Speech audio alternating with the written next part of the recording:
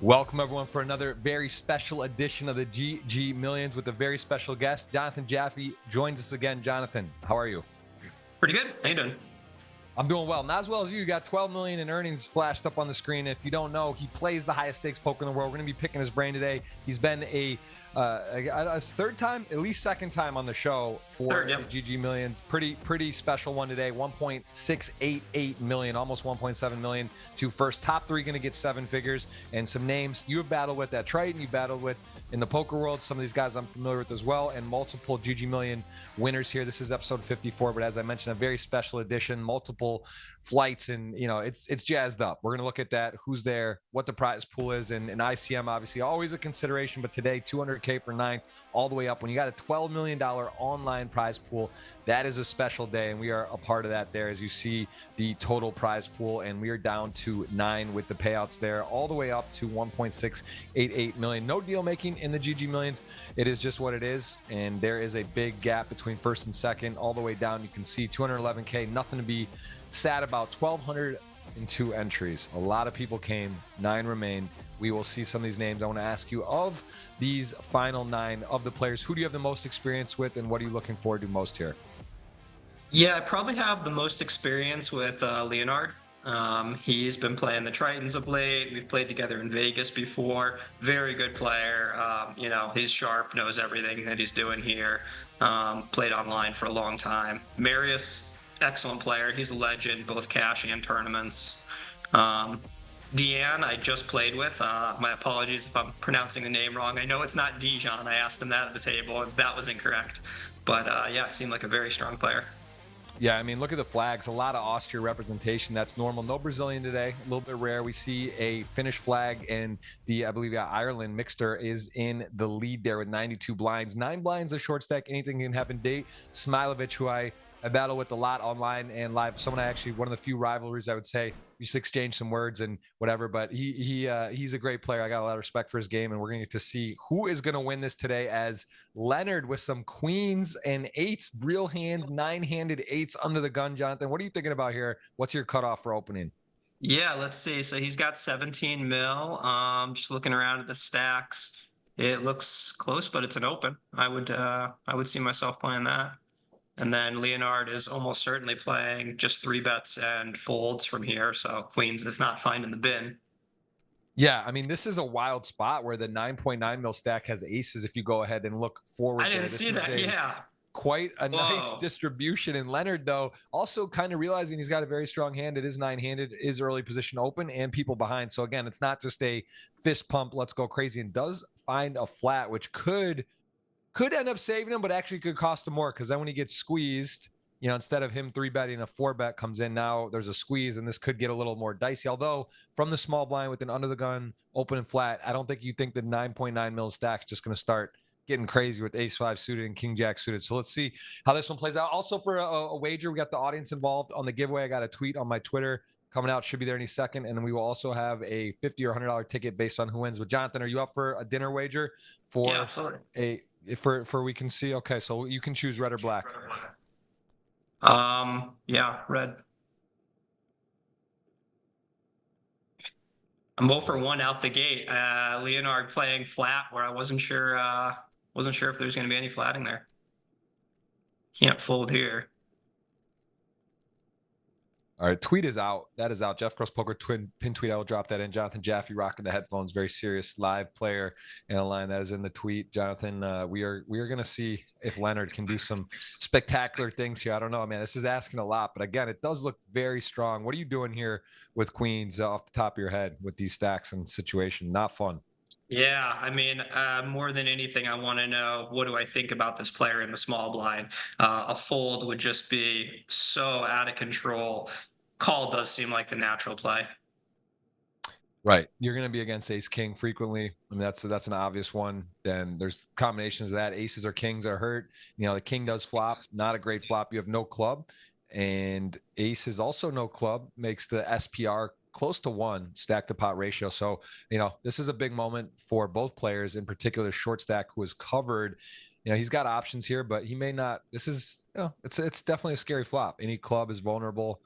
And you don't really, the 4s and 5 kind of innocuous, right? You're kind of thinking you're maybe against a big pair, possibly ace king, although ace king may just surfs up or play it differently. So this is interesting. He does check it over.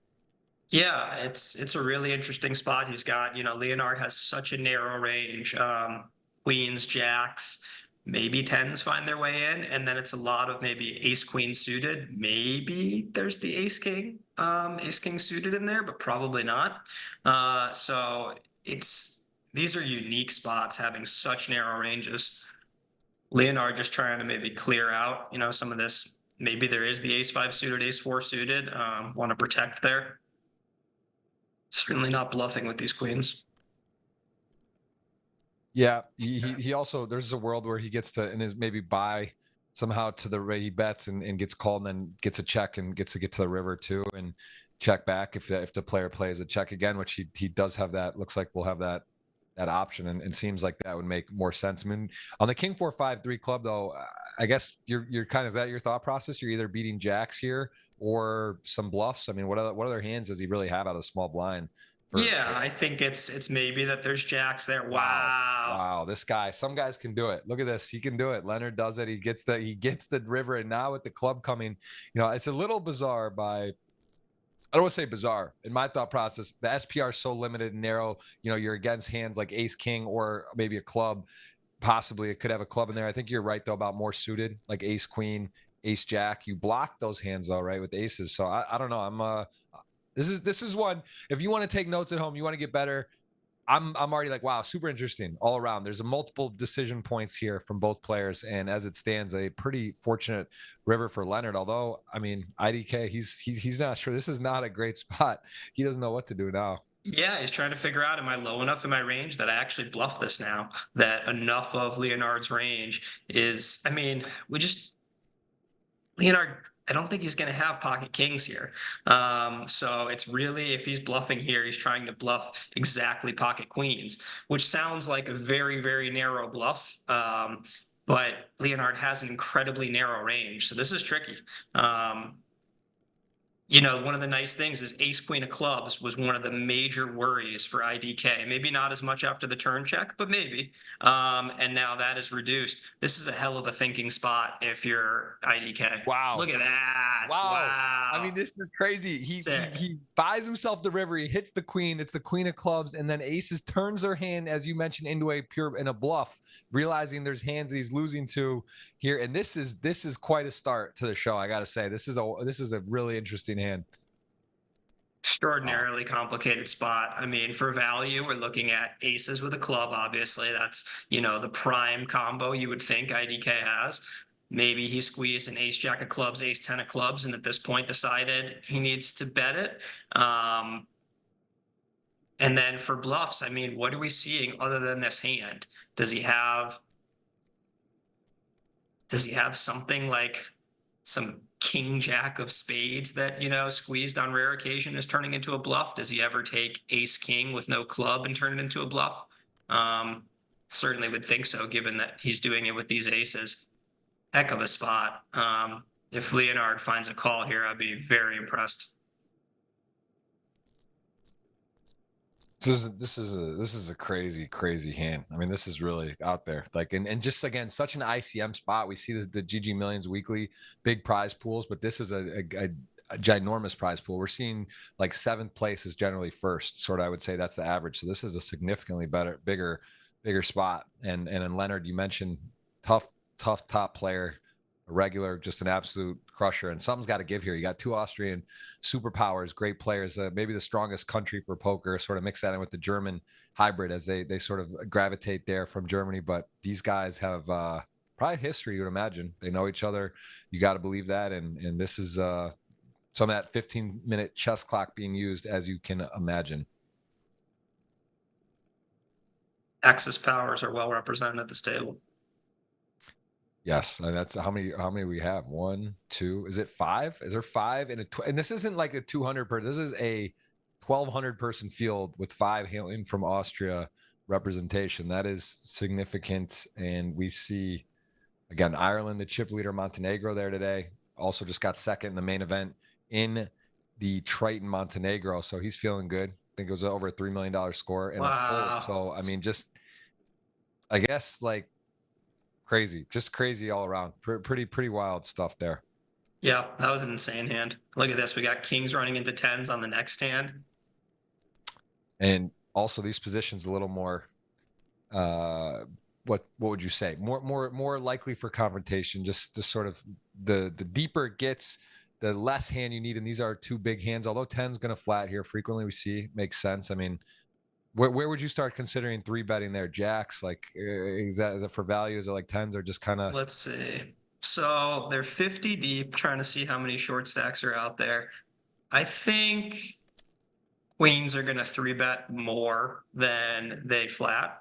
Below that, I think we're seeing more flatting than 3-betting. It's pretty polar. These guys are not, especially with, with how flat the payouts are. I might retract that statement about queens, and it might be like kings and aces, and then some ace x, king x for your 3-bets. Might be extremely polar.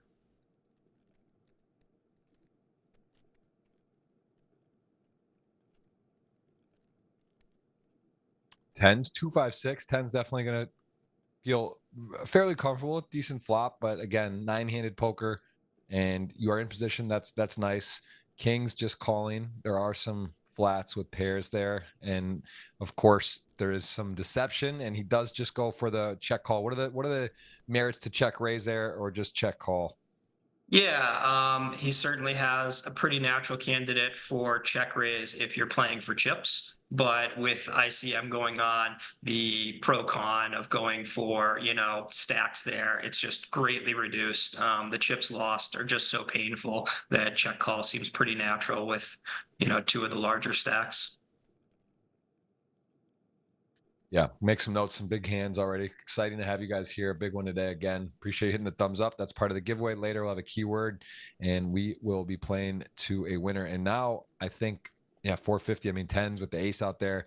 It just seems pretty much like a call. I don't imagine. Yeah, that size. It's a nice block. If you've got 10s, there's a non-zero chance I think you're running into 9s here. So that, in addition to king, queen, and king, jack of spades, clubs, and diamonds, seem like some bluffs that Dejan is going to have at a reasonable clip. That flop bet was only quarter, if I recall. So I can't imagine folding these 10s. I think we're actually beating a drop of value. One interesting thing I think about a lot, and it's just, again, you get sort of these situations that don't come up against the same player and whatnot. What do you think the bluff would be with like those hands you mentioned, jack 10 suited, king queen, king jack of spades? Would the size, is he betting the same, or would he maybe be more incentivized to be betting a larger size? Wow, great fold. Yeah, that's a good save. IDK out the gate has just maximized his cards pretty quickly. Yeah, it's a good question. I would say that the way I think about bluff sizing is take every size that you might be using for value in a given spot, and then assign some of your bluffs to each size. So I don't think that Dejan's entire value range was going to be going whatever that was, 15% pot or something. And so some of them, maybe he has like a 2-pair ace and ace-5 suited, might have been finding a 2/3 sizing. And so some of his bluffs get to file into that size as well. Yeah, Andreas here with a very, very nice spot and sort of a cooler. I mean, it is 9-handed, but button versus small blind. Queens, ace, queen offsuit. Andreas, who is hailing from Finland, does have a pretty nice run last season. He had 3 final tables, winning 2 of those. And this year hasn't played as many tournaments, but going to get himself a good opportunity here for a big score and a nice spot. I mean, this is not so fun when you get played back at with the ace queen. He's going to get some news here that he's not in great shape, but I mean, man, this is kind of like close to, you don't want to call off. I can't imagine, but you also, it just feels sort of bad, right? You could be flipping. There's like, it's pretty close. Yeah, I would expect usually this is just like the painful bottom of your 3-bet Wow. call, which he Wow. does. Does call it But off. I mean, when it's big money this pot. flat, I'm not sure. This is big spot, and he did go for it. He needs a river card ace. You can see the percentage is not much there. One card to come. It's a 4, no ace, and that is a big pot for Andreas. Going to be in 22 minutes. And we've seen some flops, and I've completely been not paying attention to red or black. So we can do the next flop since this. You said what? Okay. Red, I think. Okay, you said red. So we'll do this coming flop. I think we've seen several. I really don't know now. It's been a while. So we can we'll do this for first pick. And again, the audience will be sweating along with either one of my players winning, and you get a $100 ticket or 50 for Jonathan. And Jonathan, we do have a tweet out that is available for as well a giveaway. And I think that's gonna be $50 cash. So that is my pinned tweet up there. Good luck to everyone today. Good luck to all the players here today. This is a fun one, man. It's a big payout for a 10K. Couple of options on the button here. You could see jam potentially. You could have seen squeeze. He goes for fold. Call seems not so good, but this is unreal. I mean, you don't see top set, middle set very often, and this is one where this is okay. ICM 2 mil stack, 3 mil stack. 20 and 17, 2 very healthy stacks. Actually, what, second and third in chips? This is an absolute disaster for the 8s. And honestly, I mean, depending how it's played and runs out, like goes big and 60%. I mean, Smiljkovic, this debating to, I guess check call is very likely, but man, there's a lot. There's just the diamond draws. You do have the top set, right? So you unblock the top pair in the sense that to think what your opponent might have here, he does just call. And that, I mean, I was just saying there could be a diamond or something to path, but this is just savage. This is literally super nasty.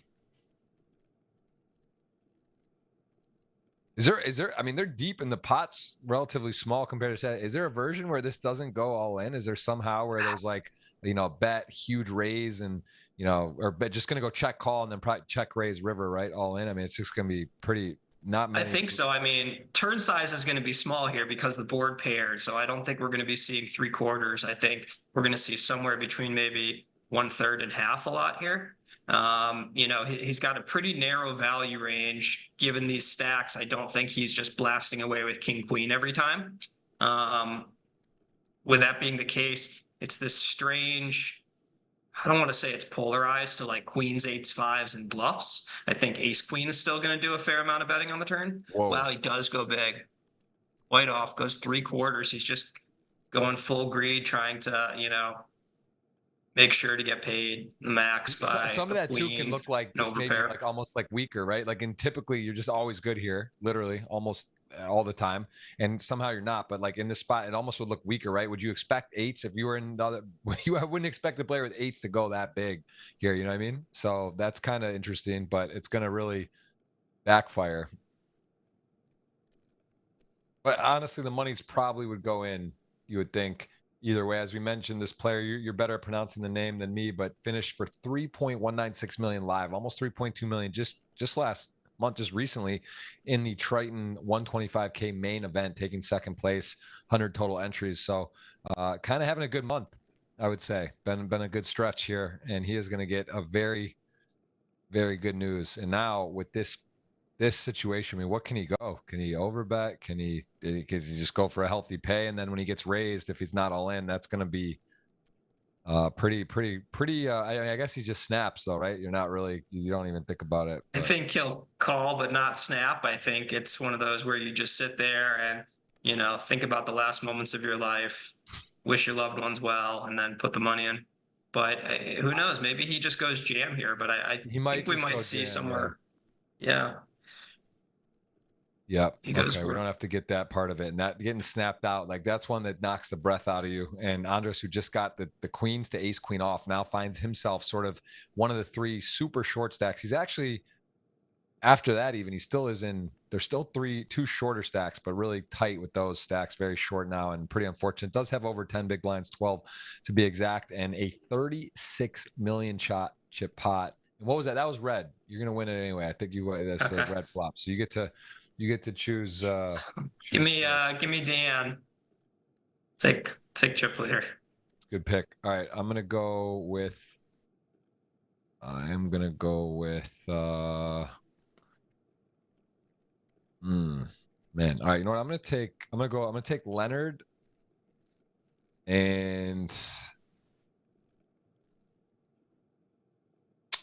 okay, I'll take Mikster. It's just too much chips. Yeah, that's a lot of chips. Unknown though. He's an unknown, kind of wild card.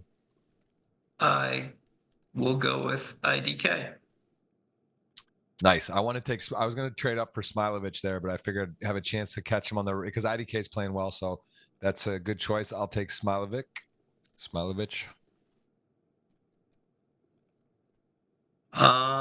Then I will go with Smiljkovic. I'll take whoever the next biggest stack is. Was it XX? XX. Okay, and I will take. I'll go with Marius. I know he's got over 14 million in GG earnings. He also does have a GGMillion title and a lot of experience. Got a light open for Mikster. I think that Mikster pick is looking pretty good. Opening the 8-4 suited from the cutoff. Granted, into shorter stacks, but that's someone who's playing for the win. And anyone who's going to be opening a little wider, not scared to mix it up, not so concerned about getting third, fourth place. That looks like a good pick for the win. Yeah. I guess Andreas is my next big comeback. Okay, and that leaves what is it, Ilya? Ilya, yeah. All right, and I think maybe that's actually the fifth. So we'll call that a wash because we'll say that's a wild card. But we each get 4, and then Ilya will just put in the field. So there we go. That is what we are rooting for. If I guess you're rooting for the one of the players of mine because it's 100 versus 50 ticket. Either way, there will be a ticket awarded, and there is going to be a winner today. We will see that, and we do have the tweet out as well. Jeff Gross Poker. I'll put that in the chat. And that is also 50. So we got multiple giveaways. Oh, yeah, that's I'm gonna put hold on one second there. We got how do you pronounce that guy's name? Dejan? Dejan, I think, or Diane. I think it's Dejan, somewhere in that neighborhood. Not Dejan. I know that. So that was my instinct. I was having a debate yesterday at a poker game about the best. Do you drink ever when you play, John, or no? No. Never? Like you won't have a cocktail like at a game like that? Is that like a firm rule, or you don't really drink in general, or? Not a big drinker. I don't have a firm rule against it. I just don't enjoy myself more if I'm drinking while I play poker. I haven't really just played poker purely for the heck of it in a long time. Fair enough. I think there's a fine line. I think having like 2 or 3 drinks or just like a little bit of kind of loosen up is nice, but then there's like definitely a fine line when you get too carried away. That's I hear you. Yeah. All right. Well, we got ourselves a cooler. We've had a couple coolers and really interesting hands today. So that is oh, there we go. Dejan is saying the pronunciation Dejan. makes sense. I'll take Dejan. that. You said he played well. You played with him just now. Yeah, I played really well. He knows what he's doing. He was the only guy repping the Montenegro flag at Triton Montenegro, so hometown kid.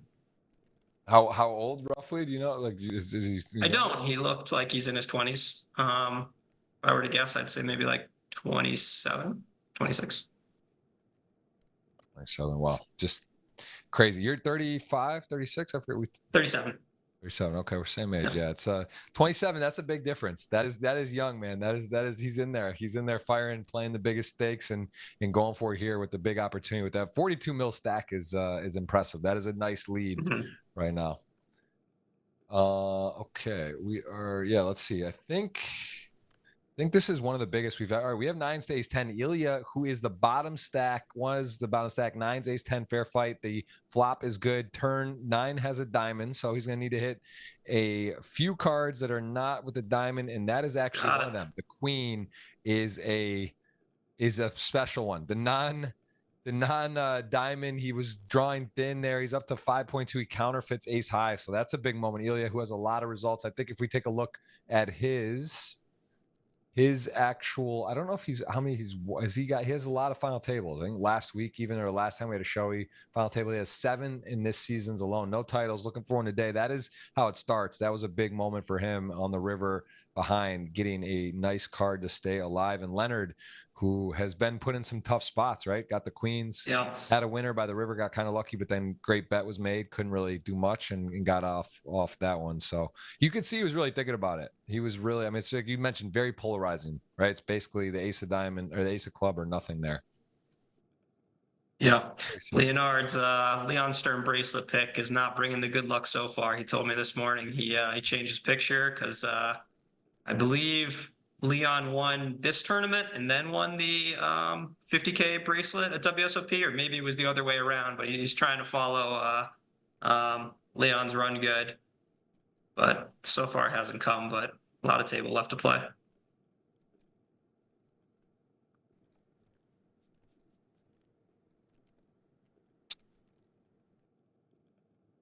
Well, there've been some big hands, definitely been an exciting start. We've seen a knockout. We've seen some all in, saw a dramatic double. And anyone here with the stack size distributions or any sort of positions that match up you think can be interesting in terms of style playing and what you might expect? You see Mikster going pretty wide.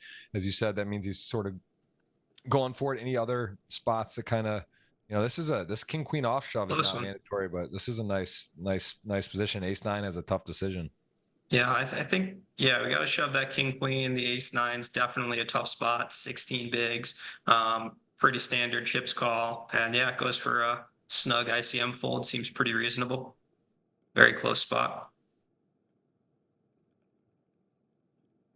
Yeah, this is a big one. I knew it was going to be large, but this is 1,200 entries, very impressive, and also during the WSOP running right now live. What's your schedule for the World Series? How many events are you planning to play?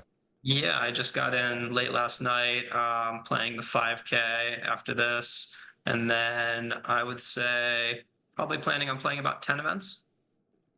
Nice. So you're going a little more quality over quantity. Try to pick some and just take a little time off. That's yeah, I've never been a high stamina guy. I think like even the summers that I played the most would maybe be 20 events, but yeah, it's a lot of poker, so kind of pick and choose the events you really like.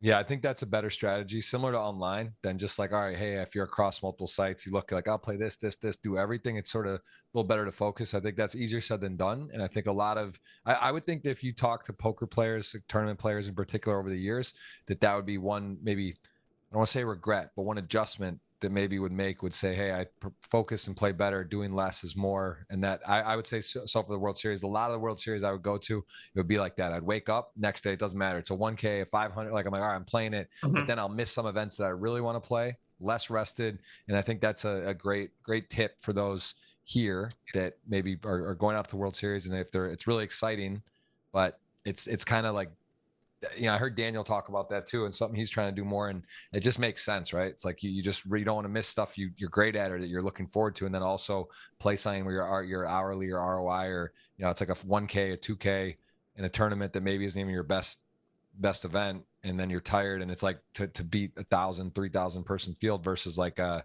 higher buy-in, like a 5K, perfect example. Fun tournament, good tournament, nice prize pool, winnable, not like 4,000 or 5,000 people. And have a better shot. I think that's a much better strategy. Yep. Couple options here for Andreas. Goes for the shove. It's going to work out. And you saw Mikster ditch the 3s pretty quickly. Ilya ditched the 5s. Mikster's our wild card. We kind of could guess that Ilya was going to fold those 5s, but Mikster, made a nice fold with 3s where I think a lot of people might see, hey, short stack in the big blind. I've got a big stack. Let's go ahead and open. But at a final table, those 3s are just kind of a trashy hand to be opening there with Dejan on the button. Yeah. It's also a Mikster too. We don't know too much about him. As you said, just sort of unknown. Only 170K in GG winnings, and none in the GGMillion. So we haven't seen this player before. He is opening light, but depending on the resistance, right? We saw one point where he got played back at.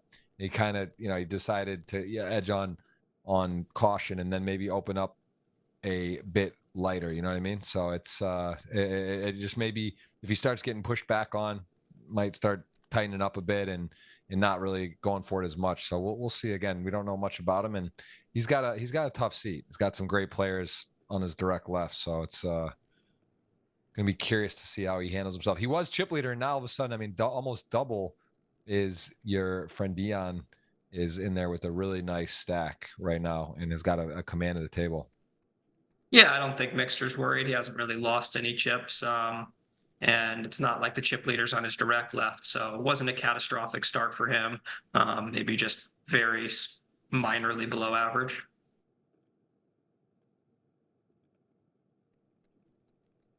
This would be a pretty light 3-bet here, but he does have a lot of leverage on Smiljkovic. So just important that we did see him thinking there, that it wasn't a snap fold, tells us that he's going to be keeping his eyes open for all of those. Yeah. This is again, stacks. The blinds are up 175, 350. That's how tournaments work. Blinds go up. People's big blinds that they have total go down, and it gets shallower and it forces action. Here, ace 10 short stack. This is definitely a tough spot against aces, and see if he goes for a min raise or a jam, but going to be playing. Yeah, it looks like a min raise here, I think. What do we have? 13 big blinds? No, goes for the basically jam, puts the vast majority of his stack in. Maybe if 2 all-ins happen, he might find his way out for that 1/3 of his stack. Yeah, and ace is using a little time bank, but loves to see that. And ace 10, I'm gonna call it off. And pretty big dog there. So you can see needs help. They need runner. Spade is covered. That is a part of the runner options. He needs a 7 now. It would be pretty chaotically done, but not going to be. And they're going to be the 8th place finish there. Aces get a great spot, and actually kind of where he won a big pot earlier, just lost back to the same player as ace. It was queens, the ace queen off this time, ran into the buzzsaw, and this is going to be now a 7-handed match. And you can see Andreas, very talented players, won a few GG millions, and he is out in 7th for a healthy. Wow, look at that flat. So you do have some really fun wide flats you can make as Mikster. I don't think the Jack 7 of diamonds is going to be a standard call, but that's telling us a lot there that he's willing to, play pots with Dejan. He recognizes that in position, Dejan is not going to have an extraordinary amount of leverage. I think, some 4-5 suited, some pocket 2s flats look quite reasonable. This one works out for him, but Jack 7 suited says Mikster's going for the win. Yep. That is not a standard call. We've seen the sample now. This is, he's in there. So how long is the delay, Jeff? How long until the other players are going to see that? It's about 40 minutes. And then as the hours go by, because we don't take the break and they do. So 30 to 40 minutes generally through the show. Got it. So we'll see, but if all of these players, that's going to be a very helpful data point when they see that. Everything to this point, we haven't really seen anything crazy. We've seen some really interesting hands, but I don't think anyone has done anything like that the other remaining players wouldn't have done. That was the first play where I would guess he was the only one out of the 7 who might have made that flat.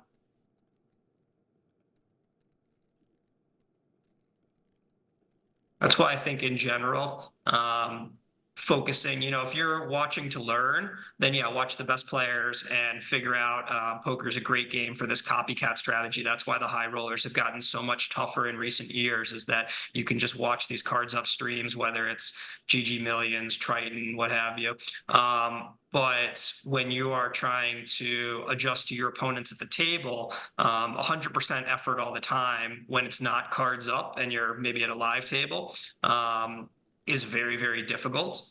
But when you can only devote so much energy watching the players you don't know, the unknowns, or anyone that maybe you even know that they're not a good player, there's so much more variability in what they might do. And those data points are just so much more helpful for adjusting your strategy than watching a great reg who, maybe has a limited number of possible decisions. It's a great point. And Jonathan, tell us, you've started a podcast recently. Tell me how that's going and what it is and what it's about before kind of break here in action. Definitely. It's called GTO Lab. It's the GTO Lab podcast for our company, myself, Nick Petrangelo, Orpin Kisik-Jakolu, Daniel Dvoris, and a couple others. We have essentially, you could think of the company as a GTO trainer, master classes, Chess.com has these modules that kind of put people in little toy game scenarios, and we're going to have some of that and explanations about some of the GTO solutions in our product. If you go to gtolab.com, there's a waiting list. You can sign up for 10% off. The masterclass will be dropping in a few months. Nick and Dan are working on that. And for my part, the podcast is essentially out the gate. We're just having the highest stakes tournament players on to talk about, some about life. There's always going to be a strategy component, people doing a couple of in-depth hand breakdowns, and just talking general life, culture, strategy in the high roller world. And then eventually it'll probably expand to some other things. Wow, very cool. It's interesting that we had talked about GTO Lab and you were doing the podcast. I did not realize it was a site with that exactly. I really didn't. I'm looking at the website now. Really, really cool. That's awesome. That sounds like those are some great players and people to be involved with. I mean, Orpin, if you call him a businessman, I don't know if you can. He's such a tough competitor, sort of like the Kerry Cats.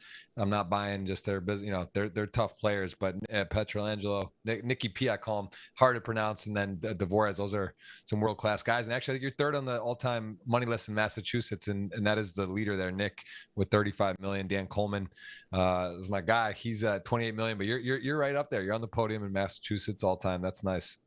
Yeah, working with Orpin on the business side of something has been really cool. Just, seeing how his mind works in this world that I'm a newbie in, but he's so experienced. And then the other day I actually got to, we started staging the product internally, so I got to try it out a little bit, and I'm really excited. I think high stakes tournament players are going to get a lot out of it. Yeah, it's awesome. There's so much cool stuff. The XXkfiss poker, I was just had Chewy on as a guest yesterday, going to release that one. Nice. And what they're doing. I love that, how the content, how they break it down, how they're sort of like the clip, but they take a live hand. And then it's just, these type of things are so cool. Cause for myself, I can speak, and I'm probably similar to a lot of people watching out there who love poker, love to watch, love this type of thing, like to see whole cards, like to learn, but doing like PO solver, deep dive simulations and shit is a little overwhelming. Like, it's not about that you won't put the time and effort, but it's just the way of learning and the brain. And there is sort of, it's just to find ways more fun, interactive, visually appealing is I think it's great. It's great to see there are some of those things happening. Yeah, I think there's so many great tools out there, and it's really now, how can you be most efficient with your study time? How can you grasp the concepts as quickly as possible and synthesize the information? Because a lot of people open up a solver and even maybe a pre-solve, and there's just so much info. If you're seeing some mix where you do something 10% of the time with 58 different combos, how do you actually enact that kind of strategy in real life? So that's where we're going to try and insert a bunch of videos to kind of give explanations so you know what you're looking at when you see a solve. Yeah, it's awesome. Very, very, very cool. How did that come about? Where did you come up with that idea, or who did, and what was, how did this kind of form? A couple of my friends who wouldn't be as well known to poker fans had been working on this for a while. They kind of thought, Nick and Dan would be great guys to spearhead the project, but they're lifelong friends of mine, and they wanted to get me involved in one way or another. So they were just kind of waiting to see how the company developed, and they said, let's put John in charge of a podcast. That'll be cool. He enjoys chatting with all the guys, and they know that I'm working on a book about a similar topic about the high stakes world. And so they just put me there because I have no technical expertise when it comes to solvers. I'm very simple. So I couldn't really help with that angle, but having people on the podcast, bringing a little bit of attention around the company has been pretty fun. That's awesome. Very cool. Well, here we see a very popular spot in poker: small blind, big blind. Ranges are wide. Queen 8 off, ace 10 off. Ace 10 is in the lead. Both players have a heart, 2 hearts on the flop. Queen 8 taking a shot. Ace 10 going to stick on. No improvement to either player. Ace 10 in the lead, checks it over. Queen 8 off. Might be a spot where, get called.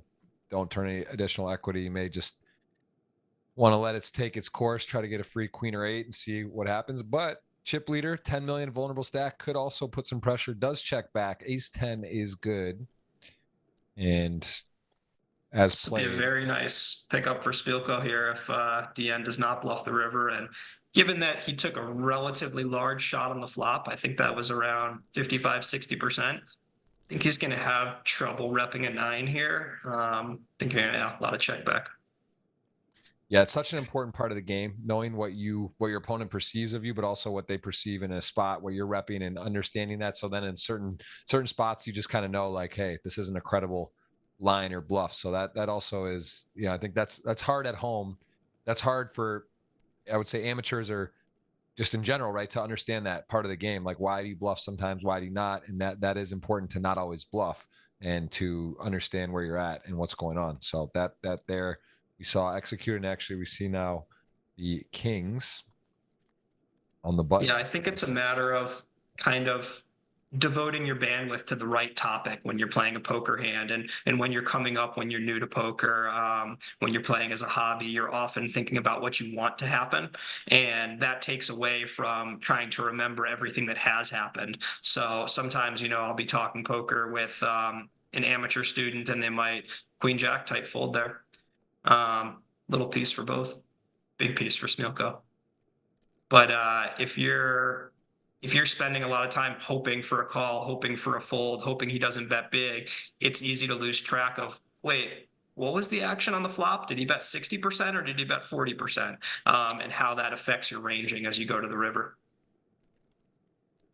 Yeah, here the hearts turn in, and there is now a pretty reasonable spot for Smiljko to check twice. Dejan's not going to have too many one heart hands. Granted, he's the chip leader, so his flat's wide, but I thought Smiljko might let him hang himself here, give him a little bit more rope, because of course it's a nightmare if you get check raised and then shoved as well. Wow, perfect river for Smiljko to get some money. What a card there, yeah.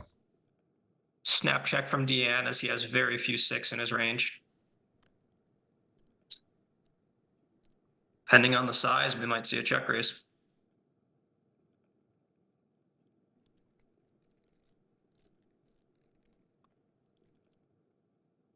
Yeah, this is, I mean, that's the card. That is the one that is pretty.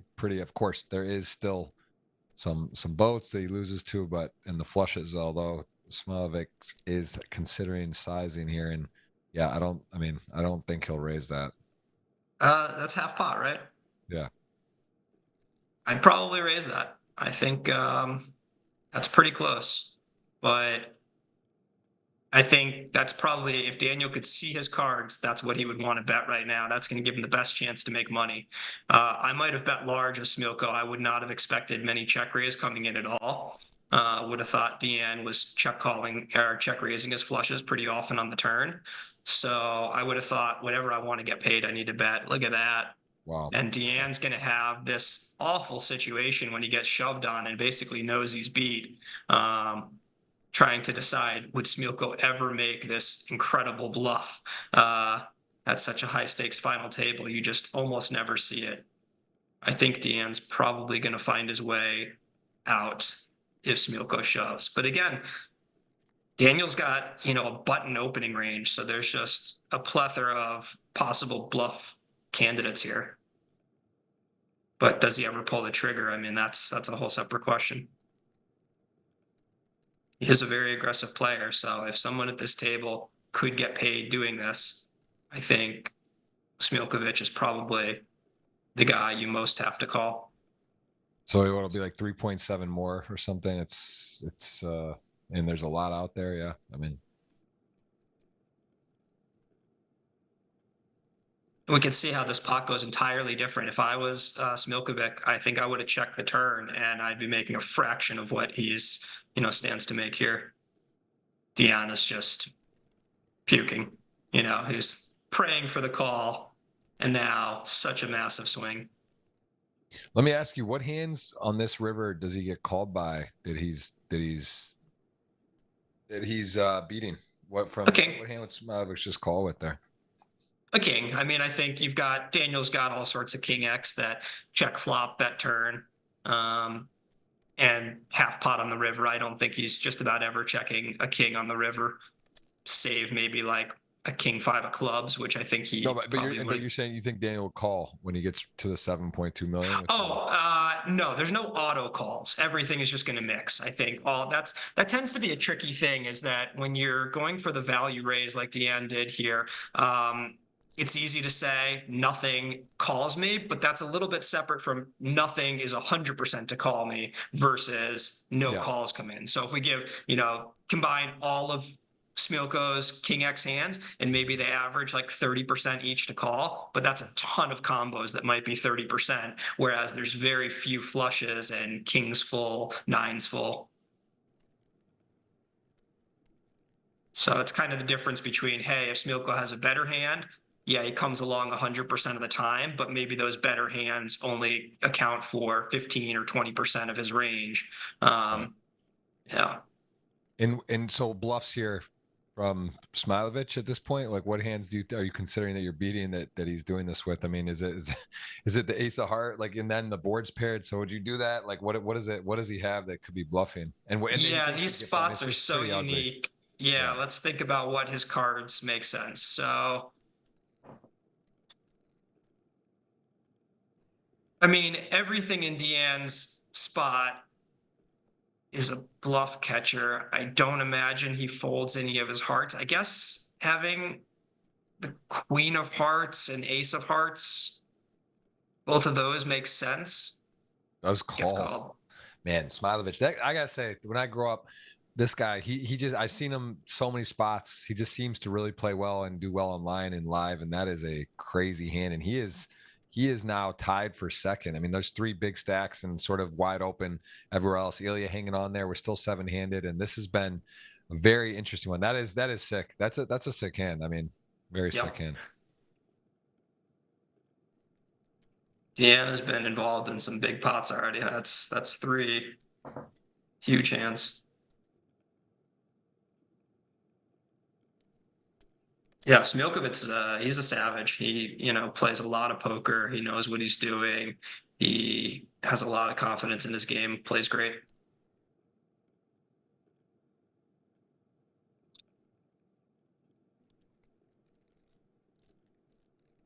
Yeah, this is, I mean, these guys are, there really is, it's such high level stuff, and it's why it's interesting though. What would be your advice to someone watching this type of final table? We're talking about 10K, some of the best players in the world that play in smaller fields. Like how do you give people advice for sort of the bigger tournament field main event, 500, 1Ks, $200 buy-in tournaments with thousands of players? Like how what would be your advice to be careful about playing and how that's so different than sort of this stuff like exploited versus GTO, and give me sort of a calibration on that? Because again, if you watch this, you see some high level things and some interesting hands. It's not going to play the same as a $100, freeze out on GG, like a main event, or $200.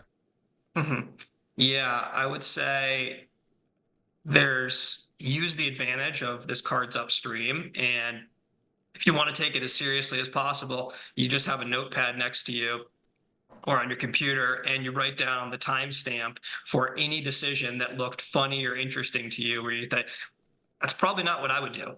And then you ask your buddies who are significantly better than you, what do you think was going on here? Do you agree with, Smilko's bet? Do you, would you call as Dejan there on the river? Whatever it is, you just take notes and you have a list. I mean, even to this point, what have we been on? Maybe like 40 minutes, and there's probably between pre-flop and post-flop at least 15 decision points that are interesting to me. Yeah. So maybe, someone who's not playing professionally, there might already be 25 instances where they would have done something different from what these players are doing. And that doesn't mean that you're wrong and they're right, but explore it. And if you don't have anyone who's a really good poker resource, if you're on a budget, probably look for some strong forums. You can join the GTO Lab forum and ask me, Nick and Dan. That's on Discord.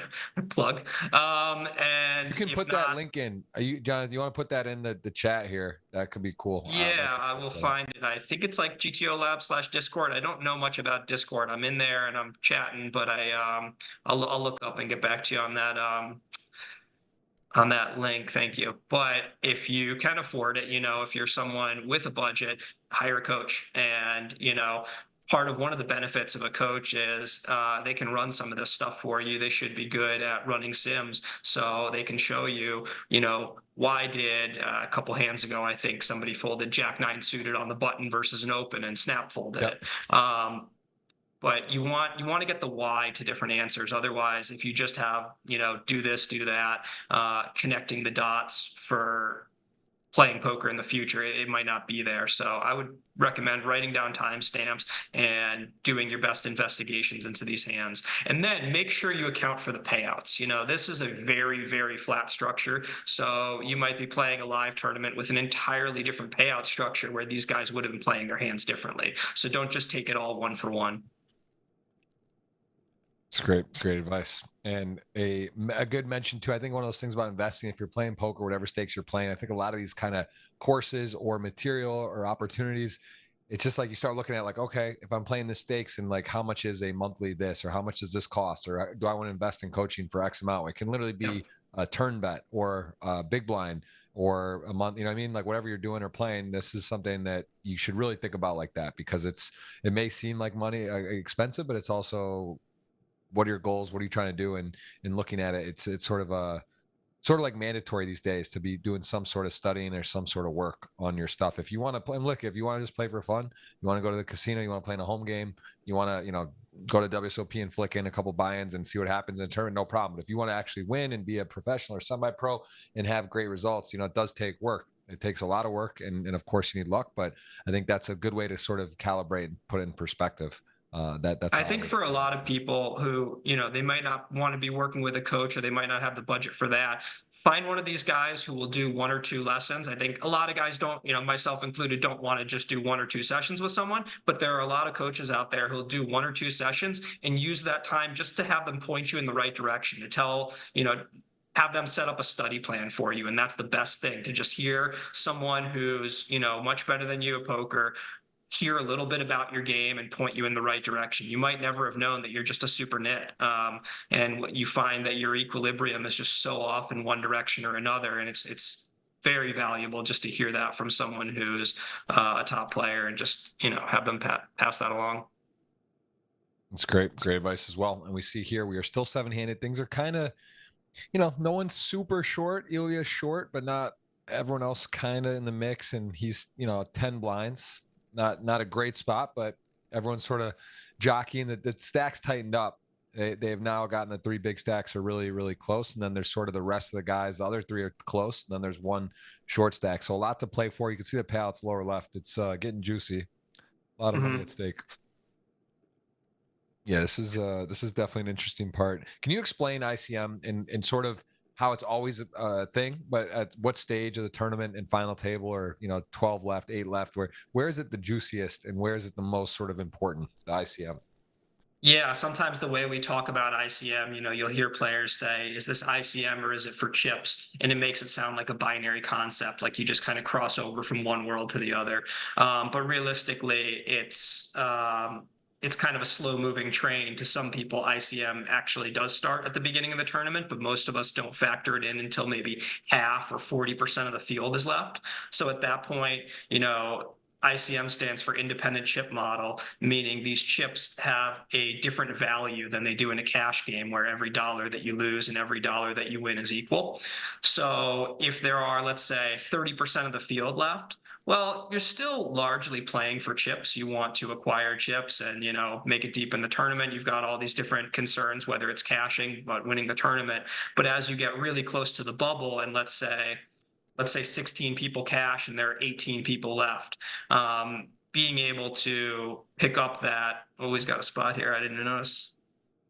Looks like we're going to see some sort of bluff. Tough to imagine the ace can call here. Yeah, I mean, you start thinking about what is he. It is, but it's also the hearts get there. There's the queen, the 9. He's in the big blind. Jack 10. I mean, good bluff. Nice bluff there with 7s. Yeah. So back to the ICM. Oh, well, we're gonna have some queens and ace king confrontation, but looks pretty straightforward. Yes, the only question is, does XX, does he shove or call here?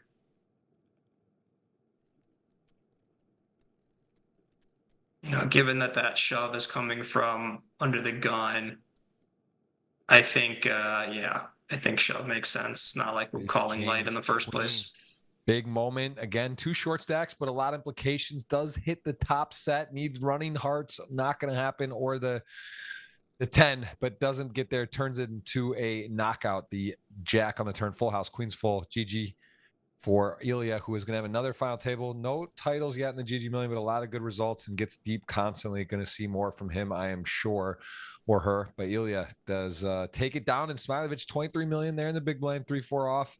Jack 10 for your tied for chip lead. Jack 10, 6-hand does go for the open there.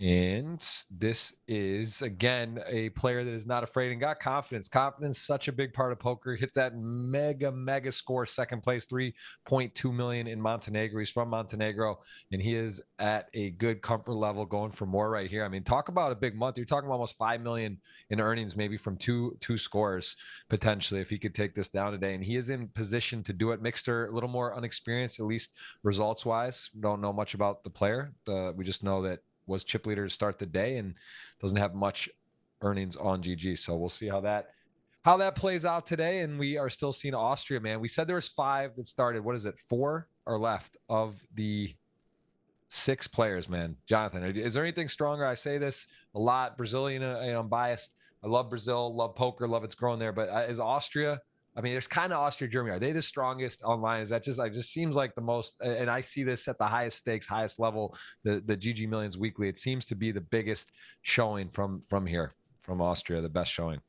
Yeah, it's a bit of a misrepresentation in the sense that so many players move to Vienna and other parts of Austria from their countries where they're not able to play. So they're not necessarily Austrians, but Austria has become a poker hub because of that. So you've got, players for tax reasons or legal reasons can't play in their home country, and Austria has kind of been a refugee home for them, similar to how Americans after Black Friday went to Canada and Mexico.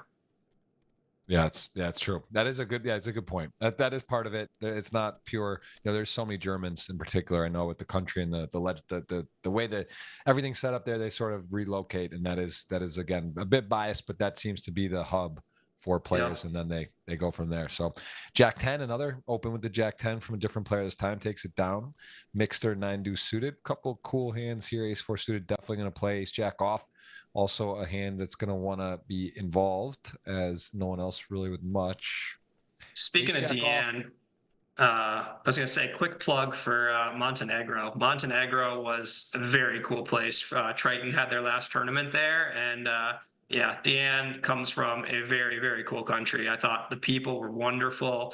The scenery was beautiful. If anyone has a chance to go to Montenegro, I would highly recommend it. It was one of the most beautiful places I've ever visited. Yeah, that seems to be the consensus. I've done a lot of Triton stuff. Actually, didn't get to go to that, and I know they had one a long time ago. So that's on the top of the list. I know Paul Foy with a involvement there with there's some beautiful hotels and unbelievable scenery and just sort of a perfect sort of backdrop to compete. And as we see ace 4 suited and ace jack off, also realizing here that he's got a decent semi bluff candidate, right? He's not gonna have the best hand.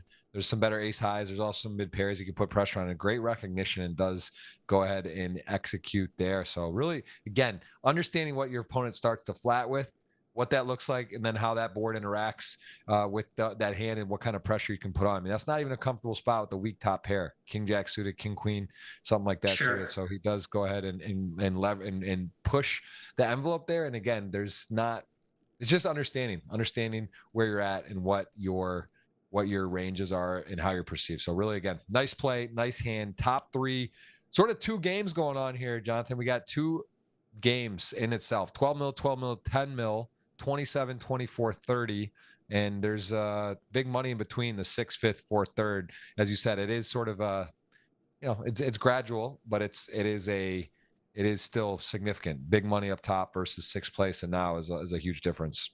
You asked me a question earlier about, players looking to improve, and I mentioned the timestamps. Everyone who wasn't going to make the bet Smiljko made there on the turn, that 1.5x with the ace 4 suited, that's a great one to investigate. He's got this polarized range. I think a lot of people would have found the bluff on the turn, but given that flop action, Daniel identified that he's got a polarized range on the turn. He's going to take something like king, queen, aces, ace, king for value, maybe some sets, and just blast the money into the pot. He's not going to be betting the middle of his range. And then he's going to take a select group of bluffs, ace four suited being one of the absolute best in that spot. And he's going to blast off. Tough spot here for Mikster. Yeah, I mean, big bet, queen 10 off. He does need to make a thing full. The WAP, is that a WAP? I think he's going to call. I think we're going to see a call based on what we've seen out of Mikster so far. I don't think in his first opportunity to make a hero call that he's going to fold. I think the guy who flats Jack 7 suited button versus EP, he's got this call in him. That's my pick. I mean, if you think about what hands, value hands here that he's repping, right? He's opening a 7 or somehow has, yeah, I mean, I guess what, ace king or aces or something, and something strong king. But this is big bet, right? For the situation, the big blind maybe have more 7s, and the action here, I mean, this is Mikster's burning some clock. Curious. Definitely a pure catcher, pure bluff catcher.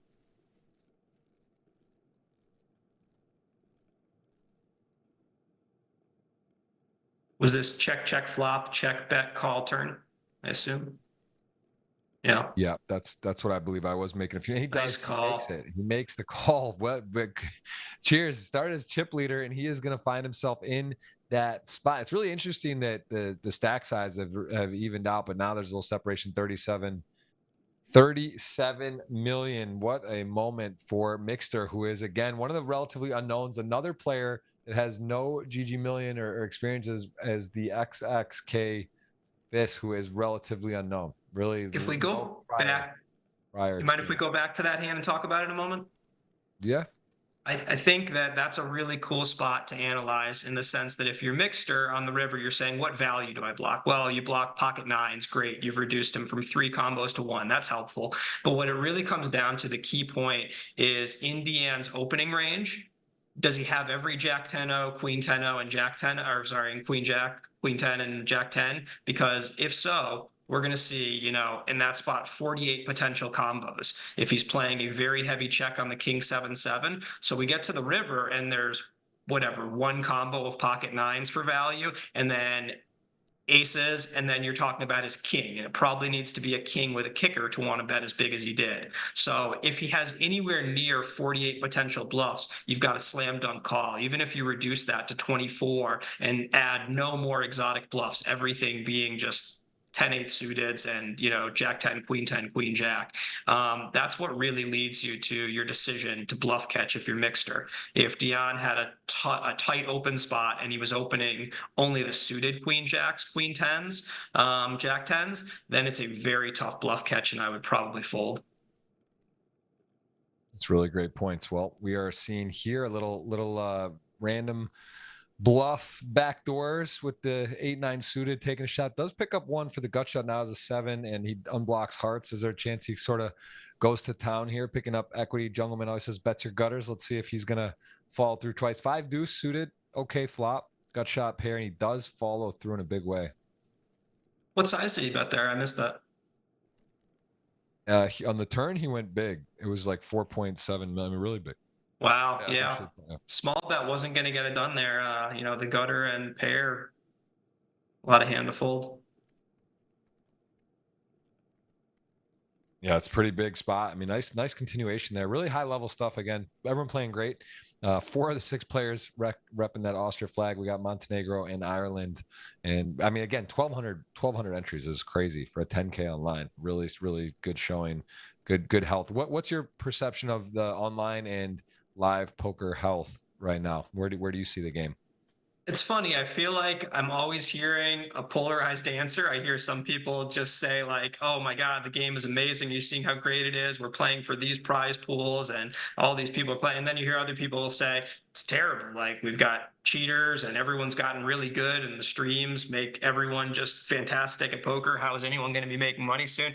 It's probably in the middle. I think the health of poker is decent. I think the funny thing is, everyone who seems to have an investment in the health of poker talks about how great it is. And everyone who's just a grinder and kind of like just showing up and playing is like, screw this. Like, this is getting pretty bad and I'm not going to have a job in 10 years. Yeah, that's a good take. I like that. That is interesting. That's definitely important to note. There is variance in what they're Yeah. doing and what they Watch want out or how how they do it. incentivized someone is to talk about the health of poker and maybe That's take it with true. a grain of salt. Yeah, someone yesterday was just talking about this with the NBA Finals, and Stephen A. Smith is saying this will be the greatest NBA Finals in the history and stuff like that. And yeah, I mean, like, he's in there, he's a commentator, he's in the mix. He wants you to tell you it's going to be so good. So yeah, of The course press you is got to take the brutal, opinion. man. I used to, like, as a kid, I would go to ESPN.com every day of my life. And then you show up and it turned into like tabloids where it's just like who got a DUI, who, hit their kid, and like, what? I want sports news. I knew these probably weren't the best guys in the world, but like, I Yeah. don't really want to hear about that every day. And then you've got, yeah, just the hype machine. You got people like Stephen A. and Skip Bayless. Apologies to the non-Americans who don't know who these clowns are, but Yeah. it's just people looking to argue and just say nonsense, and then Yeah, well, also it's like all viral pump clips up. now, right? No one watches anything anymore for long periods. They want to see clips, highlights, and big titles, and they kind of take the names and they make a storyline for things. But yeah, for sure, it's interesting. The NBA. Speaking of that, the NBA final. I mean, the Champions League just happened. Probably a lot of Champions League watchers, supporters, fans. Real Madrid gets their 15th. That was exciting to see, pretty historic. But also the NBA Finals, like a 9-day gap, is kind of wild, right? If it's not like sports where they do this and it's like soccer, there's like, or football, if you will, take the break. But to have like the NBA Finals going on and be off for over a week or like 8-9 days is. I'm not a huge NBA fan. That's I like it. I crazy. like watching plays. It's kind of like bizarre. Like they should have When did probably they had a start doing backup plan. that? Well, it was just because it went 4-0, 4-1. So there was no Gotcha. game 6 or 5 anywhere, and it was just sort of like, or one game 5, no 6s or 7, and they Gotcha. plan and set their dates. But yeah, it's sort of bizarre to take like 9 days, 8 days off Yeah, before that's interesting. lose a little bit of momentum. But again, today we'll play to a winner, no momentum loss. Mikster 36 mil got the chip lead, is in good shape, 26 and 21 mil respectively for second and third, and very tight. What's your strategy if you're in that row there? 12 mil, 10 mil, 11 mil. How are you approaching? Look at this. Here we go. Talk about mixing it up. Tiny 3-bet 970, and I mean, ace 10-0 is shaking here. This is, I don't know that the Jack 7 suited has been seen yet for whatever that might be worth. He did see the 8-9 suited call, which, like I said, I think it was a good call, but he doesn't, Wow. Mixter's not shy about putting chips in.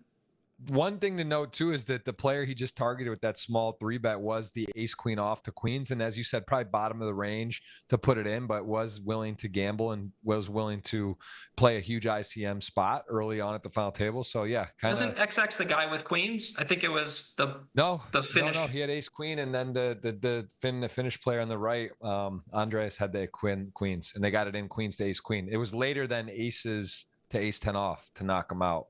Huh. I'm almost sure he 3-bet ace queen off out of the small blind, and the button was Andreas with the queens. I think so. Yeah. Sorry, you're right.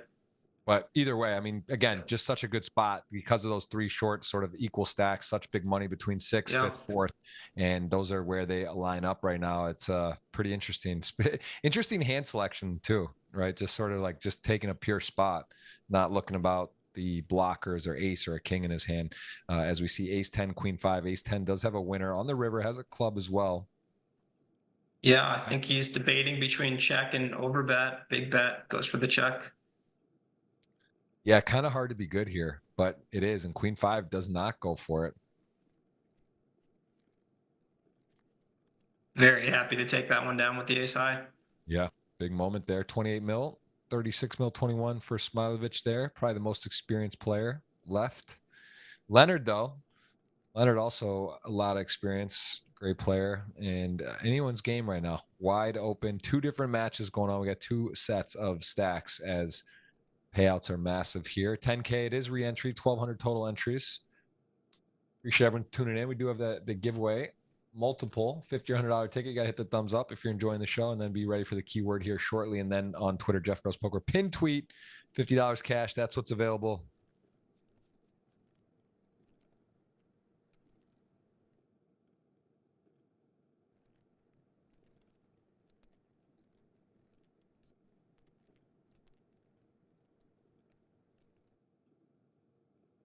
Yeah, I mean, a lot of notes today, a lot of interesting hands. What do you think about the Octopi? Have you been able to check that out? I know Chewy and these guys doing a really cool thing. Are you familiar with that? Have you used any of that? I'm familiar with it. I have not checked it out yet. I think it's pretty cool. I heard that they're going to have like all the Poker Go hands that they're going to maybe run the ICM of them. Someone told me that. That sounds pretty cool. Yeah, it's I mean, really interesting. Chewy's just an awesome dude. So anything that he's a part of, that's pretty cool. Worth checking out. Tight check back there. 22 bigs, doesn't really want to get his stack in. Happy to play small pots even with pretty big advantage. This is a ballsy bet.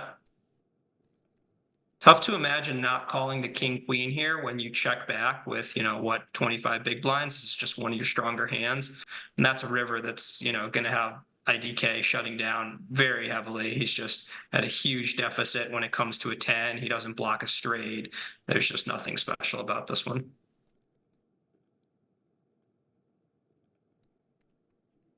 Yeah. That's a nice takedown.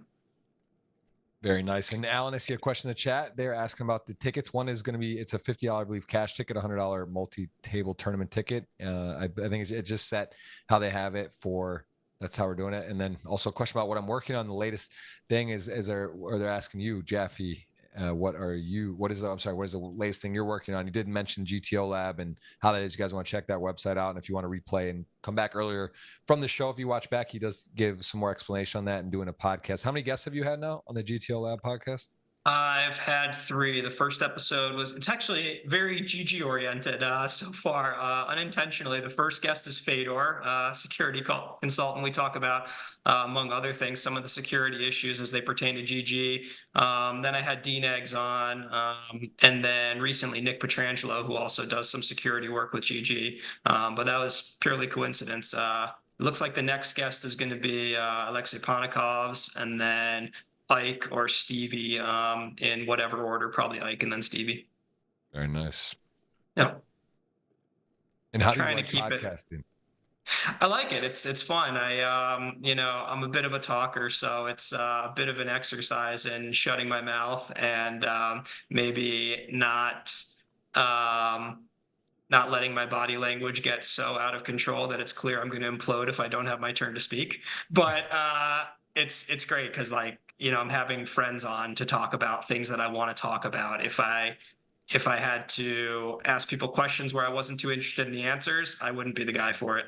So at a certain point, I'm going to run out of questions where I am interested in the answers, and then somebody else needs to take over. I'm with you on that 100%. And I streaming for years on Twitch. It's hard, right? Because I'm used to talking to myself or to answering questions and just talking for literally 10, 12 hours. So I can relate. It is hard to I'm just so programmed to talk, but you should maybe try that. That'd be fun. Some streaming too, do some Twitch or YouTube and fire some stuff. I mean, that's the ultimate speaking therapy. You get to talk a lot. Yeah, it'll be interesting. I'm gonna do my first ever soon.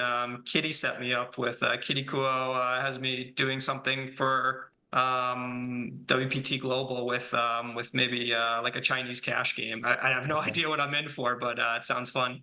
Sweet. She's great. She's funny. I'd like her Twitter, and she's never really got to know her, but she really puts wears her heart on her sleeve. I know she had a baby, and she just seems like really fun. Kitty's hilarious. Yeah.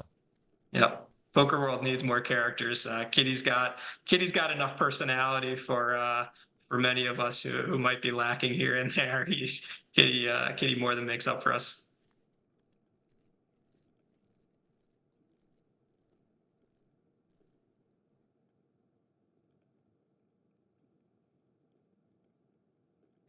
Yeah, she's yeah, you're right. I think that's something that's just been unfortunate a bit, that poker kind of during a period lost sort of the personality, if you will, like the characters from TV, or just the kind of how it was. And then nowadays though, there's a lot of content. There's podcasts, there's Twitch, there's people streaming on YouTube, there's shorts, there's a lot of people doing great and then Twitter, there's a lot of people active. So there's a lot of content now. But I think there was a stretch when it was kind of like lost, like where we lost like some of those, like Umberto Brenis's or Jamie Gold talking and just like stuff into like, because there's a weird rule it still kind of is. It feel like there's a point where the dealers were telling people to stop talking about your hand, you know, where because like the Jamie Gold got so overboard that they just like pulled it all the way back, and it was like, don't talk, you can't say anything but the weather. And that was like, it kind of was like heavy, even for myself who plays, you know, a lot of poker. We got King 10, Ace 5 here, gonna show down Ace 5, big pot, important moment there for IDK. But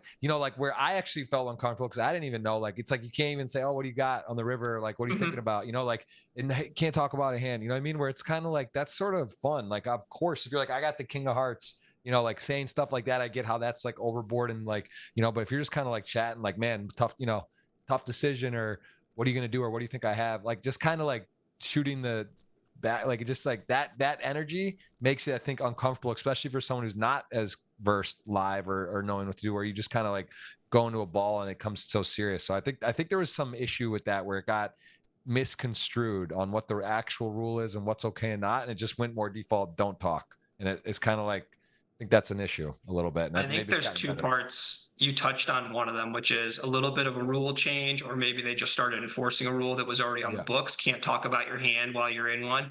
And that made a huge difference. And then the other issue was essentially people kind of, you know, they get on the pros cases these days by saying like, oh, these guys aren't fun to watch, they're boring, they don't talk at the table.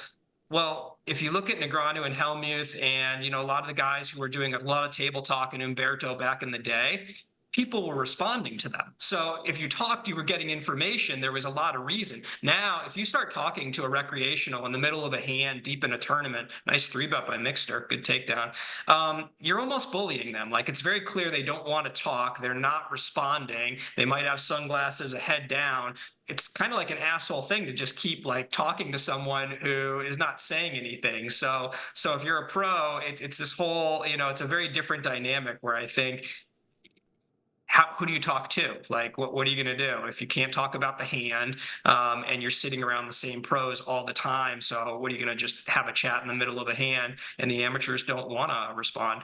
Tiny 3-bet from the aces and most likely to get through here. But if you are Dejan, you know this is a polarized range, that it's very pocket aces and kings oriented when you see such a small 3-bet off of 18 big blinds. So he is sitting with an ace. I don't know if he ever plays the click. No.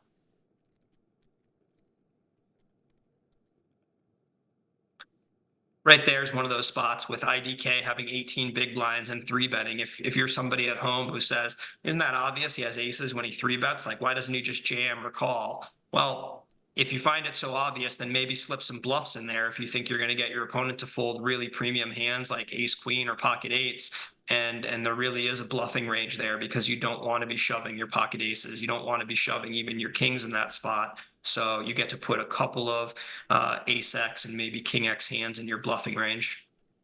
Aces just everywhere. Fold from sixes, and queen jack suited is got a hand with that sizing out of position is very inviting.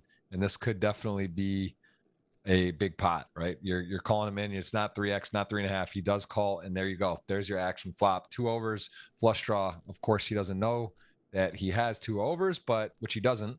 He can't assume that it's ace king. Either way, he's got the flush draw, queen high. He's not going anywhere. And this is Mikster in a spot where he's either gonna get really rewarded or get hurt as 7-8 million in the middle, and he's got a good spot. Couple of things with Mikster there. One, I think he, unlike most of the players, doesn't see his range as polarized as it is. Most players are going to play a really large size on that 3-bet. Sure, they want action with aces, but it's a very narrow and very polarized 3-betting range. He gave Dejan a really good price that could have really hurt him. And then I didn't love his snap bet on the flop. I'm not saying it was a bad choice, but how are you knowing what you want to do so quickly in such a, you know, the flop just came out. This is a hugely pivotal pot. Regardless of what you're trying to convey with your quick timing, you've got a 12-minute clock, and this could be your biggest pot of the tournament. I can't imagine making a decision that quickly. Even if you knew what you wanted to do with your hand, aces there, it's tough to imagine you know how you want to play your entire range and different collection of hands. That one was a little bit scary how quickly Mikster could play that hand. Was this a flat 4-6 suited? This is, I mean, I told you had I wasn't being sarcastic when I said Mikster is a great pick to win, because this is what, you know, these guys win tournaments. He could he could have been an 8th place finisher as well. But look at the stack he's acquired, and flatting 4-6 suited. I mean, Leonard's probably just going to ditch this, even with the back door. It's really ugly spot. Yeah, you also, if your opponent somehow has Jack 10, which you're beating, you're blocking that. But if you hit the king or an 8, and now you improve into whatever, and then Leonard showing us the class, going the other way, just like, I'm not buying this. You flat, what are you flatting? The small leading, and so confusing. This is that is the right emoji for this hand. This is definitely a confusing hand. You know, I think at this point, Leonard has seen the Jack 7 suited, and he says, I don't think this guy's just leading a queen or a 9. It's possible, but his flatting range just includes so much randomness, and I think he might just be clicking buttons on us. And credit to Leonard, though, for still, like, you can take that, you can see that, but even just to make the move in the moment, and he could have this or he could have that or whatever, it's just like, it's a big spot, you know, to take that stand, win that pot, puts him back into health 12.5 in sort of the lead of the second tier stacks, right? Instead of like being short or running into it there. So again, not afraid, making moves, going with his gut, going with his reads, and he is still fighting hard. And one of the bigger names left at this final table, Smiljkovic and Leonard, probably the two most well-known, and the player you mentioned, Dejan. However he goes about his business, he is also having some success recently, as you said, plays very well. So a wide open here, but Mikster definitely the wild card. He's sort of the loose cannon, right? He can do a lot of different things here. He could end this quickly. He could also get 6th. Yeah, I think, you know, with the pace at which he's moving the action, it actually puts a little more pressure on everyone else to tighten up, because everyone's stacks are a little bit more in play with a guy this aggressive in control of the chips. So, you know, as much pressure as there already is, I think everyone might be just a pip tighter here and there, knowing that Mikster could bust somebody on any given hand. And that, I mean, Mikster's still in play to get 6 places, you know. I mean, poker tournaments, anything can happen, but flatting 6-4 suited, small blind versus button, it's definitely in play for all runouts. Nice 3-bet there by Dan.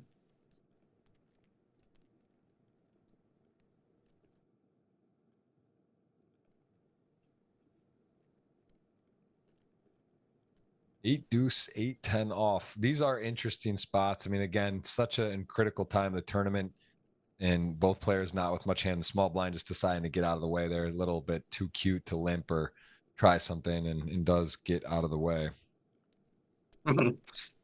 Yeah, and you know, now that we're down to 6-handed, something I'm not so used to as a live player is that the ante is diminished. So that's going to affect everything, and especially your small blind ranges. You're just not quite as incentivized to limp as you are with a full big blind ante or larger.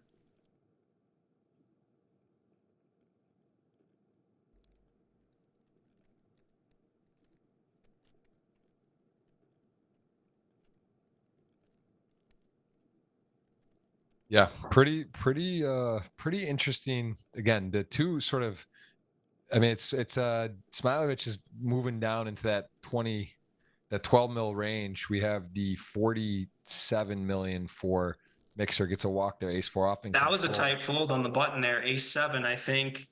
I don't think we're seeing, I think Mikster is getting more credit than a lot of people would get there, because he's not going to fold tight. He's probably going to be a little bit wider with the shoves, certainly with the random 3-bets or aggressive 3-bets, as we saw with the 9-7-0. And I think XX says, look, this is borderline. I can probably ditch this. But that was a very snug fold on the button.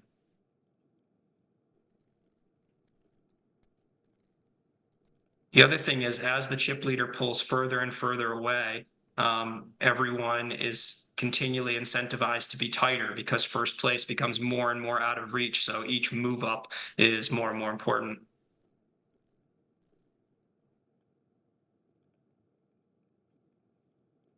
Yep, Jack 9 goes for ace deuce off, showing the assertiveness there, willing to risk some chips, and Jack 9 off 4.5 is the ask. I mean, he is definitely sticky, but this would be a little bit just different level stickiness. The way Mikster's played to this point, I think a lot of people might play almost no bluffs in Dejan's spot there. So that tells us something that Dejan was willing to, pull the trigger. And he has a nice candidate for it. Ace-2 is a pretty natural 3-bet bluff in that polarized spot. But I don't think everyone was going to be taking that spot. I think some people might have actually played no bluffs against Mikster in that big stack, just thinking that Mikster is going to make a lot of peels that other people wouldn't. Maybe Mikster, for example, might just peel Jack-9 suited there, where a lot of people would just find the fold. Tell me about 20 blinds here, 9-4 suited and out of position, closing the action to call versus like at a final table, early on stages or middle stage of the tournament. How big a difference is that? Yeah, I think I would have folded there, to be honest. It's very close. Certainly, Smiljkovic is opening a fair number of hands on the button, but I'm not sure that we need to fight back there. IDK seems a little bit on the aggressive side. I'm kind of harkening back to the 9-5 offsuit.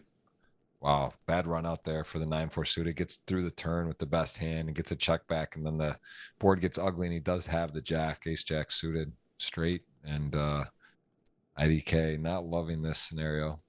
Of course, very scary board.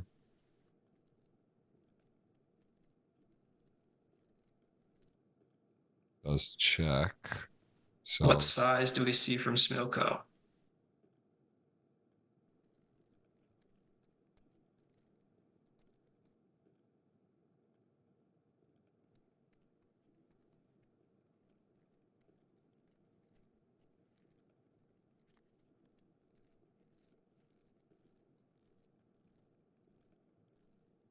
First pot.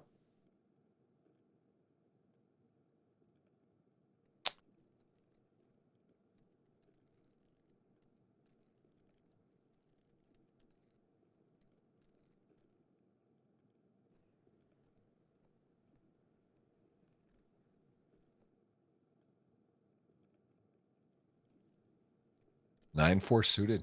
Giving it some thought. I mean, there's some bluffs, obviously. I mean, it's sort of jack heavy X or not, and then it's sort of like, there's some checkbacks, some ace high or king high suited, just sort of random hands. Is that more the bluffs here that decide to bluff now? Could it be even like a low pair, fives or something? Or what bluffs do you see here from the button? Yeah, I think the best looking bluffs are probably something with a king. That way we block king jack, which is a pretty natural combo for IDK to have at this point. If we have low cards, we don't really block a jack, so maybe those give up a fair amount. Does IDK defend ace jack pre? Pretty close, possibly. So maybe having an ace is a nice bluff, ace low. I think an 8 might be a little too strong to bluff. It's not impossible. IDK checks 7x of spades on the river. I guess my king X are the hands I'm jumping to first for most sensible bluffs if I'm Smilko. Maybe like king low of diamonds.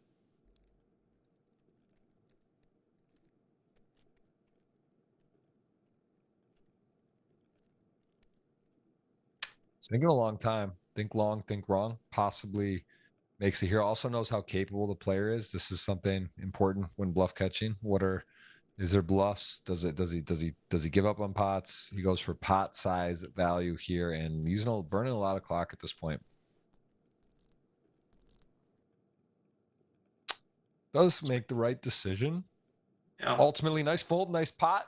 And we are still six-handed. We haven't seen much knockouts lately, but again, the blinds have gone up. We're starting to get where there's going to be some all-ins, some shorter stacks, and players are aware of the ICM, and just things can play differently. Mikster definitely putting the pedal to the floor, giving us a little more reason to be assertive. And IDK this time folds 8 deuce off blind for blind. This time he is going to raise the 3-4 off. And look, ace 10 suit, that's a lot of hand. At the same time, a lot of money's at stake. It's not just like a fist pump all in because of that, but ace 10 suit blind on blind feels good. I think he is going to do. I think it's a nice call. If you shove and you get called, you're pretty much hoping for a flip. It's not much in the way of ace 9, ace 8 raise calling you here. Mm-hmm. And you're doing very well against his bluffs. This looks like a call to me.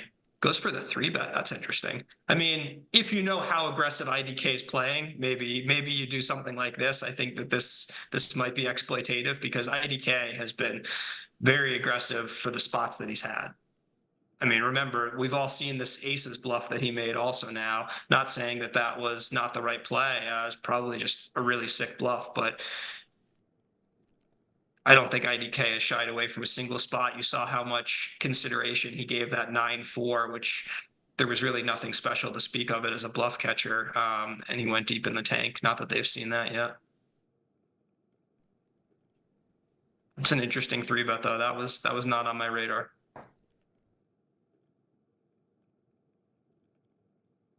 Yeah, interesting. Another one, sort of one of those ones where it's worth talking about, worth seeing. That would, yeah, same for me. I would think call or shove. I wouldn't have that in as that type of raise there. But you know, you said it is polarizing, sort of interesting. I guess the question is there, if you get then shoved on, right? Are you folding? Is that? I think he was calling. I think that was a 3-bet to call off. I think he was saying, look at this. This is a lot of hand to go for the 3-bet fold there. That ace 10 against Dejan has a very wide open from the cutoff there. I would not have made that 3-bet. That just looks like a shove to me. Sort of That your would have point though. been. You said at home, if you say with aces only, there's a spot where he doesn't have aces. He's got a hand. You know, he's kind of different though, right? As a bluff, and maybe you said too much hand. You don't want to get 3-bet and then get blown off by sevens there, or king Yep. queen, something like that. So. See that tight fold from Smilko there, King Jack O? Again, I think that might be, the aura of Mikster here. Just people don't want to tangle with him. Not necessarily a fear of getting outplayed, but hey, one of the positives to making these opens is just the no showdown takedown, just winning the blinds. But if Mikster is defending, with, I don't know, 5-3 offsuit or maybe like a Jack 7-0 that a lot of people wouldn't, then your equity on these light opens is diminished. And, Leonard going to go ahead and poke the bear here. 9-3 suited as your short stack tied for it, basically, is going to go ahead and raise up. We know Mikster's playing just a better if he is going to really play or call. He does call both players with the pair, and 3-9 suited backdoor hearts, ace-8 suited top pair 8 kicker with backdoor clubs. Really nice spot for Mikster at the moment. Let's see how Leonard proceeds. Probably, with the lead in the hand, a lot of checks could allow sort of middling or Broadway cards to hit. So yeah, I like betting here, right? Try to deny equity to sort of variety of hands. Gets called. Now the queen. I'm very surprised with the open. I think that, Mikster just does not seem like the player to challenge right now. And now between Dejan with that nice ace-2 off 3-bet and then this open from Leonard, I'm pretty surprised how much they are challenging a guy who does not seem willing to back down.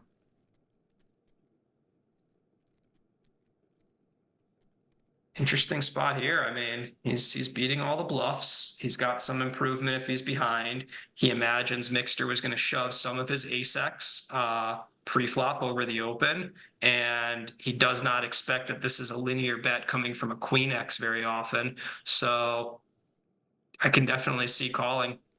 The 9 is a very clean card for unblocking his bluffs, his 5x type hands, his 6-7s. Additionally, you could say the 9 blocks one of the most likely aces that Mikster would defend pre and bet the turn, ace-9. I thought that was a really tough spot where I might have called this Leonard on the turn. Whoa. Big hand for blind on blind, and it looks like we're going to get to that point. This is trouble for... I think he's just going to defend. I think, Smilko's got a pretty natural defend, being in third place rather comfortably. The upside of taking this down is not so great as to risk whatever this 35 big blind stack. I think, wow, small open too from Mikster. I think we're just going to see a defend. Yeah, in position, the points you mentioned, also just sort of feeling comfortable against the player. I think obviously we're going to notice a little more experience by a landslide, we'll say, and now Mikster. This is a pretty coordinated board here for King. We've seen twice now where Mikster has a hand that he wants action with, and he's gone small. His aces 3-bet from the big blind was about 3x, and now this is a 2.5x out of the small blind with kings. That said, he also did have a tiny 3-bet with 9-7-0, so he just might be a small sizings guy across the board. This is a scary board to just kind of pound half pot into. Definitely a wet board, coordinated board. Ace-10 suited, certainly going to call. That is a scare card for Mikster, but also Smiljkovic's gonna now shrink, knowing that an ace, queen, or 10 I'm sorry, ace queen or 7. It's a heart is going to be less attractive and just gets out of the way. Mikster gets a pretty good run out, turn heart, and does continue on and pick it up. So extends his lead, 53 million, sort of whittling down now. Smiljkovic is sort of in that danger range, sub 30 blind, still enough chips to play. 100 big blinds for Mikster with 6 left. He was chip leader start, relinquished that for a while, has it back, has the lead 6-handed. Definitely going as planned at the moment. Things can change fast, but he is executing a nice game plan, getting some good situations currently. Yeah, and it's amazing how quickly he plays, which for me, if we hadn't seen any cards to this point, say it was not a cards upstream, I would treat it as a tell, because it's not a tell in terms of him being strong or weak, but in terms of him being not necessarily a classically studied player by today's today's standards, just because there's so many concerns that even the brightest poker minds can't really synthesize all of it in the 3 seconds it took him to bet the turn with those kings. So I would look out for a player like that to react a little bit more emotionally, to run good and run bad. Maybe, at this point we've seen his cards. So I would say, oh, tough spot there, folds the 7s. I would expect that, he's the kind of player where he could chase his losses. He could, expand his ranges when he's running good. Wow, bunch of hands colliding here. This will be interesting. Leonard is going to have this ridiculous decision where Smiljkovic shoves over this 3-bet, and he's calling all in with 11 bigs with ace king suited, not loving life, but if he had something like 20 bigs, he might be finding a fold here. Just seems like a slam dunk shove for Smiljkovic. I think they're just going to be chopping up the Mikster. Wow. Big hands. It's been sort of not a lot of conflict, and all of a sudden we see a wildly cooler situation. But I mean, yeah, ace queen going to get kind of lucky, right? Would have been probably pressed. I mean, how much? Yeah, would have been in a situation to go. And now we are seeing 2 suited aces, ace king suited tier 1 hands. Is there going to be a sweat? All spades, not a sweat. As 4 spades was the ace queen. No spade with the ace queen. It was a club and a diamond. So that would not have been, that could have been ugly, right? Could have got wild, but as it plays out, pretty unlucky for the 2 ace king suited. I guess the one of them that they didn't get to match up against the ace queen off, and would have got a big swing of events. But Mikster, again, one of those days, Jonathan, how much is luck? How much is skill? These final tables, like these spots, and we saw the queens and aces, Leonard got in a tough spot and would have actually got lucky if he had got it in, or could have won a big pot. But there are some kind of unavoidable or hands that take and play themselves out. But how do you answer that to someone about luck and skill in the tournament? What's your sort of overall prognosis of poker for luck and skill? Probably like 100% skill, 0% luck. There you go. That's a winner's mentality. That's GTOLab.com right there. Yeah, I mean, in the short term, poker is like 90-something% luck, and on the long term, it's very much skill. There we go. Let's hold that thought, and we are going 7s, ace queen, fair fight, big matchup, big pot. 7s, ace queen, 7s in the lead. Ace queen, Mikster, can he find it? Not on the turn. He's got about 14%, 6 outs, 1 to come. River is clean. Leonard is in the mix now, and that is going to shape the landscape. That really tightens up that second, third, fourth conversation. You got the 2 shorter stacks, and now Mikster with a little bit of adversity. Let's see if he can rebound if it unravels from there. There we go, Leonard.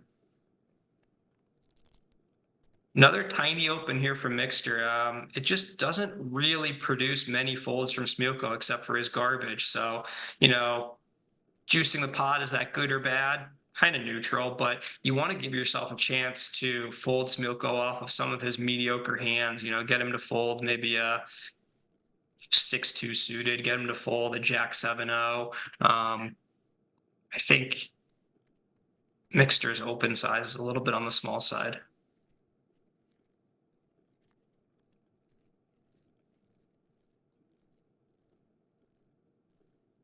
Jack 8 as a pair. Big pot going. All pots big now. Blinds are big. Pots are big. Stakes are high. 8 is a winner at the moment on a Jack 10-8 queen, 5 deuce, 3 diamonds, ace 7 suited. We're going to see, Mikster certainly blind versus blind. I think there's some shoving available to him pre-flop, and we're going to see Dejan with some shoves available to him too, at least on the button. And once shoving enters the mix as a pre-flop option, then it gets very interesting in terms of how players decide to carve their range up between their opens and their shoves. Ooh, nice time. So this is one of those spots where we're expecting just about everyone would ditch the 9-7 suited on the button to a 3-bet here, but Mikster might be our guy to tango with Smilko. Let's see what happens. Don't think we're going to see a shove with this many chips, and certainly not against this aggressive an opponent. Nope, snap fold. Was a little bit on the large side, pretty reasonable there, but maybe 3.8x.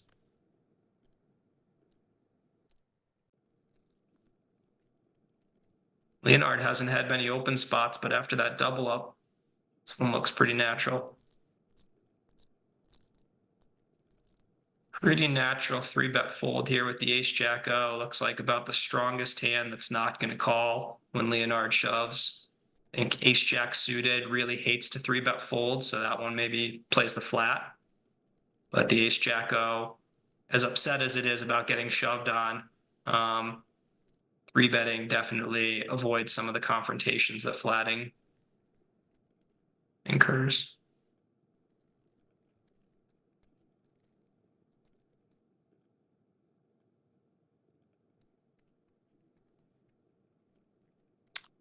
Ace-9 off, 6-9 suited. Again, similar to that 9-4 suited, a little different positionally opening, but closing action, it's a suited. It can actually make straights and do the pass there. Yeah. Yeah, again, I wonder if that's close enough where it's a product of the small ante. I wouldn't have thought to fold, but maybe just 150K less in the pot maybe makes a difference. Maybe he's also banking on the fact that IDK has been such an aggressive player that 7 mil in his paws might more be like 5 mil in a lot of players. Yeah.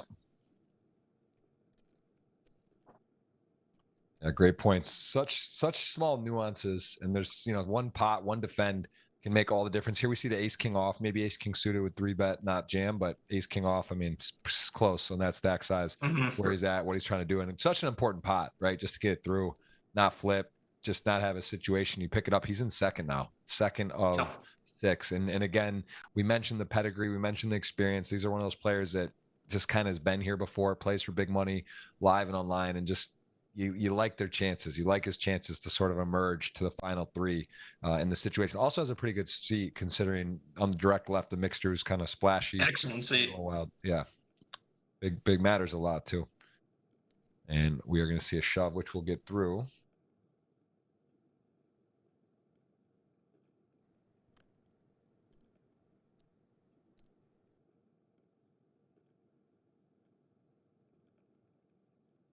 It's like an open here. We have to have some opens to support our pocket aces, kings, queens, ace-king suited. They all want to be opening. So something like a king-jack-o, maybe a little bit too weak to shove. Look at that king-9-0 flat. That's the wildest one we've seen yet. This is kind of a perfect example. Wow. When you see that IDK's bluffs are hands that, dominate Mikster here, like king-jack-o and king-10-0. You never want to be dominated by a portion of your opponent's bluffs, let alone how he's doing against the value, aces, kings, queens. That was the wildest pre-flop play we've seen yet. And I like that check back a lot by IDK. He doesn't have many jack X. King X is not a 3-street hand when you're going 3 ways here. So with so much ace X in his range, the check makes a lot of sense. I wouldn't be surprised to see a second check here. Even if he does have a king 10 or a king queen, it's not necessarily going bet 3 ways. I love that check. Now we're going to see Mikster almost certainly go for some value and then face the shove and kind of get the bad news.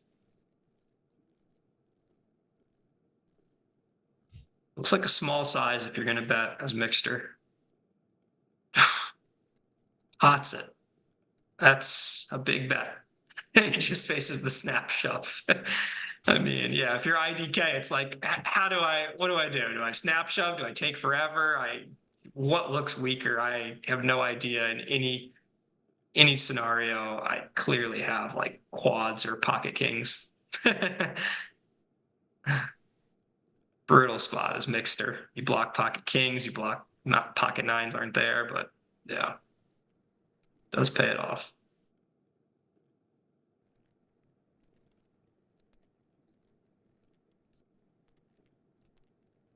That was a very aggressive value bet by Mikster going for pot there. It's tough to imagine what you were hoping was going to call you there.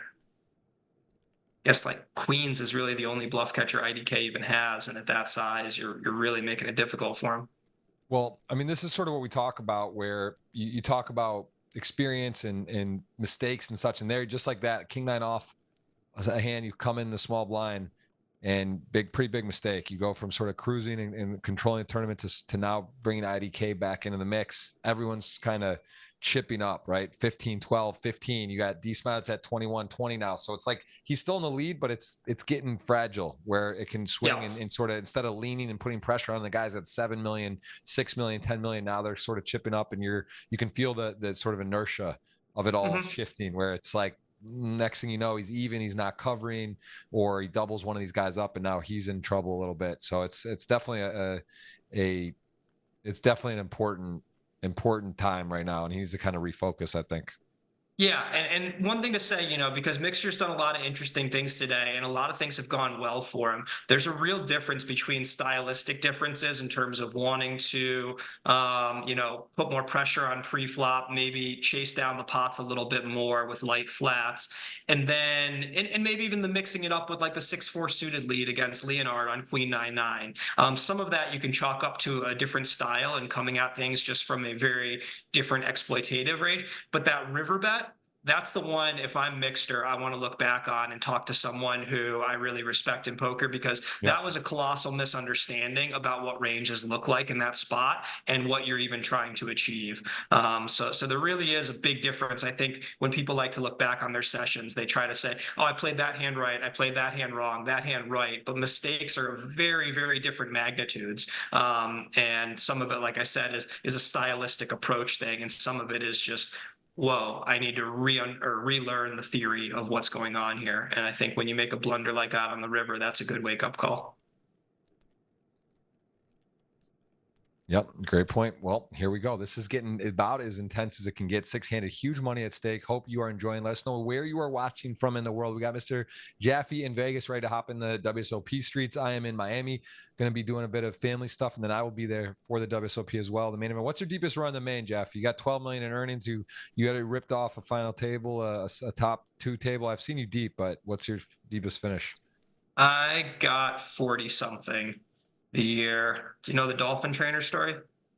I don't, but I call that the Waxman. I think he's got like 40th to 55th like 4 times or something crazy. But yeah, that's deep. That's deep. What's the dolphin trainer? No. They, those puff piece interviews they bring you in for and just kind of like jerk you off a little bit, and oh, Jonathan is this wonderful poker player who blah blah blah. So I just decided to make up a silly story, and I told them I was transitioning from being a professional poker player to being another light open from IDK there, to becoming a dolphin trainer at SeaWorld. And I got an internship as a bait boy, and they ran it, and they made all these dolphin puns. And now Norman Chad hates my guts because I guess they had to re-record some things once they realized it was a joke.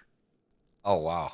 That's interesting. I did not know that. That's a nice story. There's the whale avatar. What's your avatar on GG? Do you have the dolphin? You must rep the dolphins now. No, yeah. What did I have? I don't remember. I only played on GG briefly about a year and a half ago, but no, I didn't think to do that. That's a good idea. Yeah, the dolphin guy. I see someone's Man of Lights from South Carolina. I spent some time there, played soccer, college back in the day, Columbia. There's actually some Carter King. There was some South Carolina online, some big names from South Carolina played poker. C King USC, right? Yeah, I played. Nice. I remember that name. That was a good time. USC Fildo. There's some other Bill Collins. Yeah, I haven't seen him in a while. What a poker name. Yeah, exactly. Got the, let's see what else. Yeah, I think what states, what's your power state ranking? What do you think for, other than Massachusetts? You guys got a great top three. Where's some states you give credit to in terms of skill level that you know of? You know Born, what I let's was say just born. thinking? Most I, people I really forget. don't know where a lot of the stronger players are from, but I was at lunch with Ben Tollerain in Montenegro, and I didn't realize he's from Texas, and it dawned on me. I was like, who's really good at poker that's from Texas? We play Texas Hold'em. Texas is a very large state, and I don't know like that many strong players from Texas, like Doyle, but that was, a different era. I'm gonna look it up. It's Let's see. Yeah, let's see who the best Let's players see from the Hendon Texas Mob. are.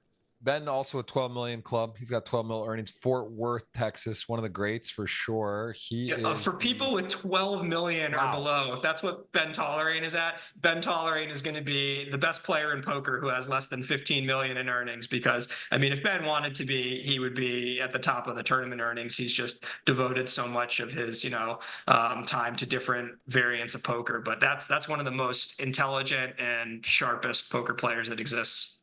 I'll tell you what's crazy. He's actually surprisingly, would you believe he's number one on the Texas all-time money list at 12 million, How which does is Texas? They crazy. just don't have any players. I mean, at least It, tournament wise, Doug it's Polk has got 10.5 million claims.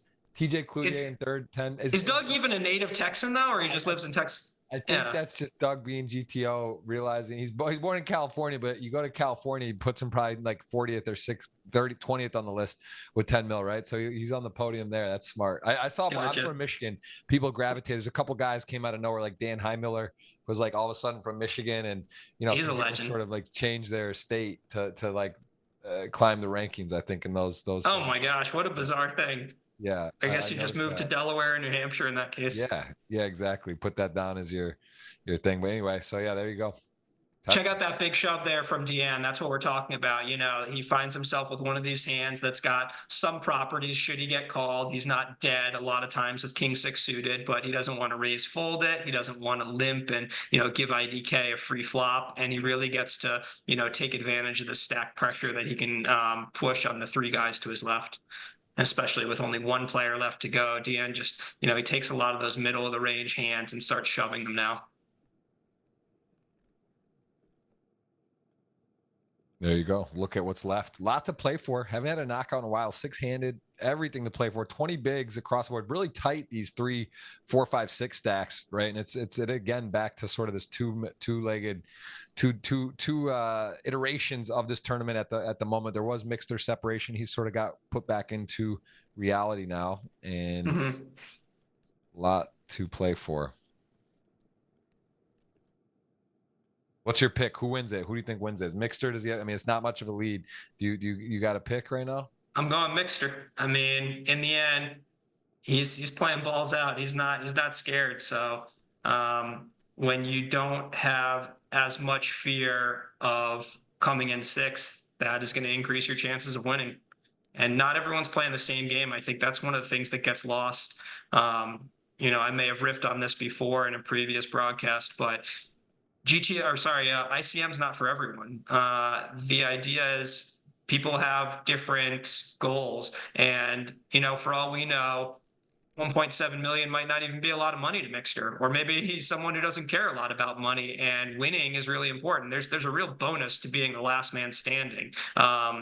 Obviously, second place is a ton of money, but there's a fulfillment when you win a tournament that you just don't get from any other finish, and I think that gets lost in today's game because you hear the top pros talking about what they're trying to do. And if you're playing tournaments day in, day out for a living, then you better respect ICM.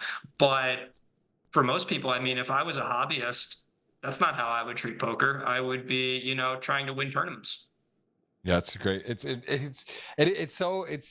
such a great game. It's so fun. And I mean that you played, yeah, what was it all? What would you give your amount of tournament versus cash game in your career? How has that sort of shifted in the what's called like 20 years? Is that about right? You played? I would say about 70% of the hands I've played in poker are heads up. Wow.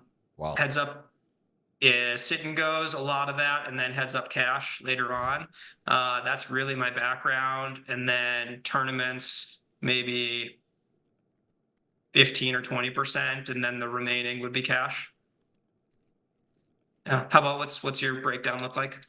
Probably closer to 50-50. That's a good question. For like in terms of I don't know. I've played a lot of cash games. I've done tournaments now, probably more cash games, PLO in particular, but Mhm. just depends. I mean, I do still like to play. I do, let's see, like the last WSOP played a couple. I'll go play probably 4 or 5 this WSOP. Went to the WSOP Bahamas, played the stuff there, PLO 10K, 25K, the main event in a few, like 1 or 2 side events. So I enjoy it, but same thing, I'm just not playing it all, not as much as I used to, a lot less tournaments now. It just takes a little more time in this stage of life with kids.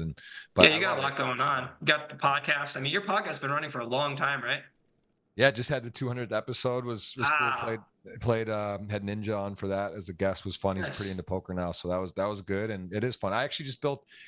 It's a little maybe far from you, but I do something we should talk about. And someone was asking what you have going on, and now you're doing your own podcast now. But I have built a space, and finally, like literally yesterday was the test where I'm doing a live studio at my office, and there's going to be renting that as well for some people. I'll use it whenever I can. And obviously, guests aren't always in the area, but that would be sort of the goal to do that. But if you ever have like, you want to record and you have like someone in Florida that's around, and you could do like a night. It's like professional setup and looks cool, and that's awesome. Yeah, that'd be very cool.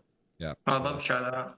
Yeah, I've wanted to do that for a long time because Vegas, Miami, New York, LA, these sort of cities, there is enough time where you can kind of map out. And of course, certain times you're gonna have to still do it remote, but it's like you can plan it, or if there's a series at the Seminole, or people are in town, that's also another thing, like somehow visiting or someone's around, or they're coming, you can sort of like get that, schedule it or figure it out. Like that's I think doing live is just so much nicer for a lot of reasons, right? Sense if you can. Being in South Florida is great. You got, friends and family want to visit. So it's just like, I feel like it takes the pressure off having to visit people as much because people want to come to you.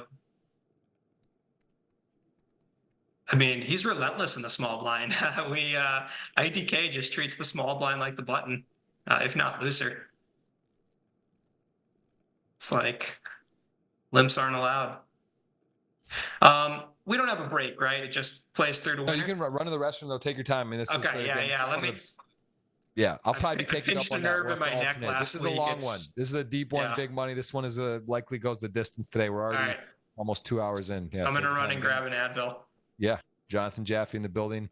He is a high stakes player, tournament player. You can see over 12 million in earnings, and pleasure to have him here. Hope you guys are watching.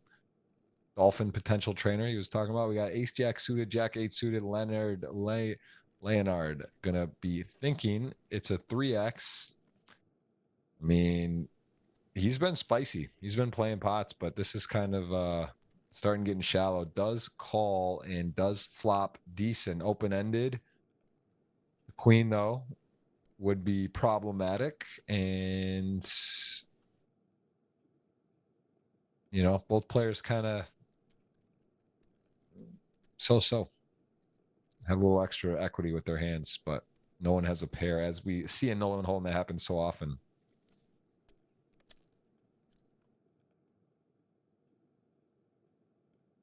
Wow. Rips it in. I mean, just a all-around wild play. I mean, man, I want to talk about that one, Jaffe. That was high level and got it done. Honestly, we might have our time winning that pot had he not played it that way. Sure, Leonard would have been interested in bluffing, semi-bluffing with that particular flop and cards, and wild. What a game. People, poker is fun. It's just, I say it, life, it's like a box of chocolates. You just don't know. You don't know who's coming to play. You don't know who's sitting back. You don't know who's going for it. You don't know who's respecting ICM. You don't know who knows each other. Every single situation is different. It's just like you don't know what you're going to get, and things change so quickly at final tables. Chip leaders, stack sizes, drama. It's wild. Beautiful game. Mikster going to get out. Jonathan, you missed a very interesting hand. We saw small blind, big blind. Leonard defended jack 8 of clubs. It was ace jack of hearts from xxkfiss, and the flop came king 10-8, 2 club, two diamonds, I believe, and no player had a diamond. Ace jack of hearts just ripped it in with the gut shot. And SPR was what? So yeah, it was like they had roughly the same stack. It was 2.1 pre and call 4 million, and this is a couple hands ago. So I mean, 2.2x pot shove. yeah, yep, and just ripping. Interesting. Yeah. Yeah, those are some cool spots where you just kind of fast play your king. Oftentimes, because your king is going to have a better average kicker than his. So you kind of cooler him in that spot. You're not thrilled to let him continue with these jack nines and queen jacks. And then, of course, you fold him off a lot of 10x. And in this case, sounds like you folded Leonard off of an 8x with some of these, queen jack, ace, queen, Well, ace, he was jack open type ended, hands. right? It was 9-10 king. Oh, wow. Okay. I thought So it he had was the gut 10-8. shot. Okay. Gotcha. Yeah. Sorry, So maybe yeah, I it folds said him off a ton of equity. Yeah, those are some interesting spots that, they weren't on my radar at all as of, let's say, 3.5 years ago. Jack 6 suited light cut off open there as Mikster has lost some of his leverage, but not really altering the ranges to reflect that.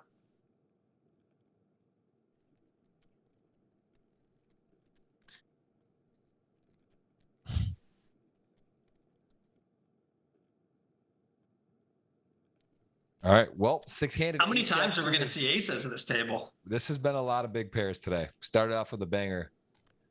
Started out with a banger hand, aces to queens. Interesting hand, and this is. And I wonder if you're XX, how you might alter your sizing here against Mikster with his wider opening range. Looks like a pretty normal size 3x here. It's a very polarized 3-bet because he's going to play a lot of shoves. He's ripping his ace queen, ace king offsuits, probably shoving his hands like maybe king queen suited, tens, nines, jacks. But Mikster does get away with that ace jack suited. That's a hell of a fold.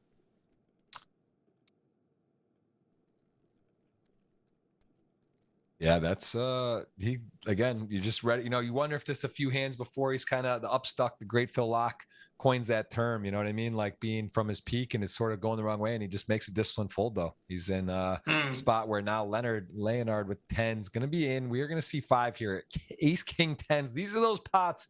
When you look back at your year, these are the spots. Here what happens? Do you win your flips? Do you not? Ace on the flop has the backdoor clubs covered. Now a 3 chop needs a king or a 3, and it's not. It's diamond. It is 6. It's not quite enough. It's GG. Montenegro, my man, is running a muck. He is running hot. He's got 38 mil. He's got the chip lead, and a welcome sight for the remaining players. I see a very talented player go out in 6th place. 5-handed. Going to cue the giveaway soon. Hit that thumbs up. Appreciate you being here. We got 1,500 watching. Big payouts today, and a matchup here for 2 good size stacks, healthy stacks with really healthy hands. Ace queen going to shoot it up. Might see a limp shove here. Might see a limp call. You can imagine both. I think this is a really sneaky good hand to shove. I think a lot of the ISOs come from 2x, 3x, 4x, 5x type hands. I think Smiljkovic, had a couple of options there, especially given that there's not as much pressure on him anymore with short stack Leonard gone. He's kind of bundled up pretty tight with a couple of the other guys. Now you can just see how difficult it is going to be to proceed in a spot like this.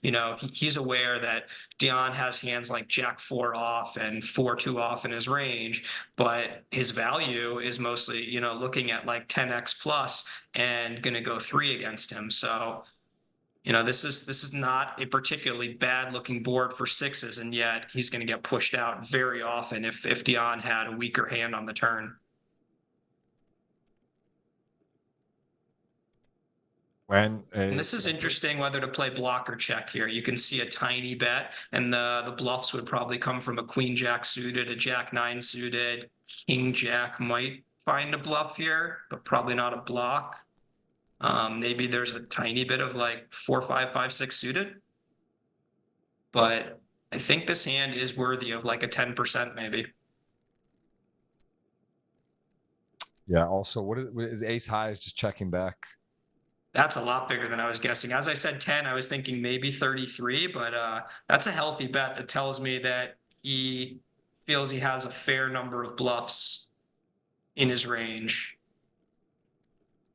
Maybe it's might see some product of here. ace high in this. It's a tough spot. I mean, if you're Dejan, your Queen of Hearts is a bad card to have. You don't want to block the Queen Jack of Hearts, maybe the Queen Nine of Hearts. The Ace of Clubs strikes me as kind of a neutral whatever card. That's fine. But I think he's got a pretty natural fold there, you know.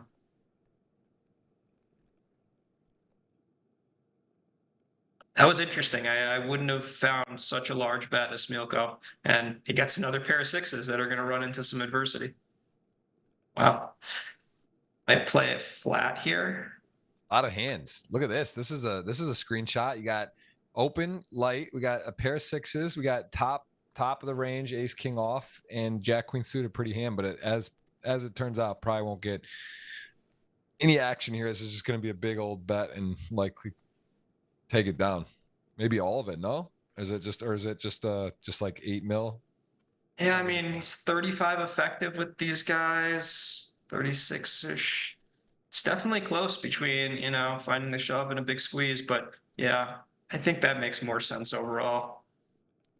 I don't know. I mean, ace king suited definitely wants to squeeze. Ace king O, you can see making this. What it really comes down to is how do you want to find your bluffs? Do you want to be shoving some suited wheel aces, or do you want to play them as squeezes? If you're going to shove them, you probably want to shove the ace king O. There's a lot of these spots where how you play an individual hand isn't really correct or incorrect. It's how you blend it with the rest of your range, especially when you're playing online or when you're playing in small player pools, because it's the imbalance that really catches up with you. I think you can play two different strategies with Dejan's ace king there. What you can't do is squeeze your ace king O, but shove all your, you know, bluffs, your ace low suiteds or whatnot, or vice versa. You know, shove your ace king O, but not really shove any of the bluffs. That's where the problem emerges. Yeah, Montenegro, man, he is on his way with a nice lead all of a sudden and very tight. Smiljkovic and Mikster second and third, and again wide open. XX here has been sort of quiet. He's just he got that adversity early, kind of left him short. Queen's ace queen, yeah. Got back. IDK is a tough spot here. I mean, it's the chip leader opening, so there's a lot of opens there. This is a spot where, you know, ace two offsuit might be opening. Jack 10 suited has these nice properties of unblocking the lightest opens, and still flipping with nines, still doing fine against ace king and ace queen, and probably getting him to fold every ace jack, every ace 10 suited. But yeah, ace queen's going to make the call. 27 mil in the middle. 10 pairs the flop, jumps into the lead. Another interesting turn, action everywhere. River card is important. It is going to be, it looks like clean, and Jack 10 suited makes a straight, and ace queen just thinking what could have been with 55 mil would have had a hammer lock and a knockout instead. We are going to play some more poker, and we've got ourselves a four-way kerfuffle here. This is a very much a difficult spot now. This is evened out, and xxkfiss not too far behind in fifth. A lot of money. 5 top stacks gonna get 597,000 guaranteed with $1,000,1688 up for grabs. This is all of a sudden a lot to play for. I'm gonna have to use a restroom break soon too, because we're playing some poker here, Jonathan. This is gonna be, guys aren't giving this away right now. This is a lot to play for. Dejan's got a pretty natural raise here. You know, does he take it? Yeah. And easy fold for the jack 8. Yeah, I liked that jack 10 of hearts shove a lot. I am curious with the smaller ante and the extremely flat payouts, if that's a shove a lot of guys would take. But you can see how he's going to fold just about everything worse than ace queen. And that's a lot of folds from a range that might be opening just about every ace.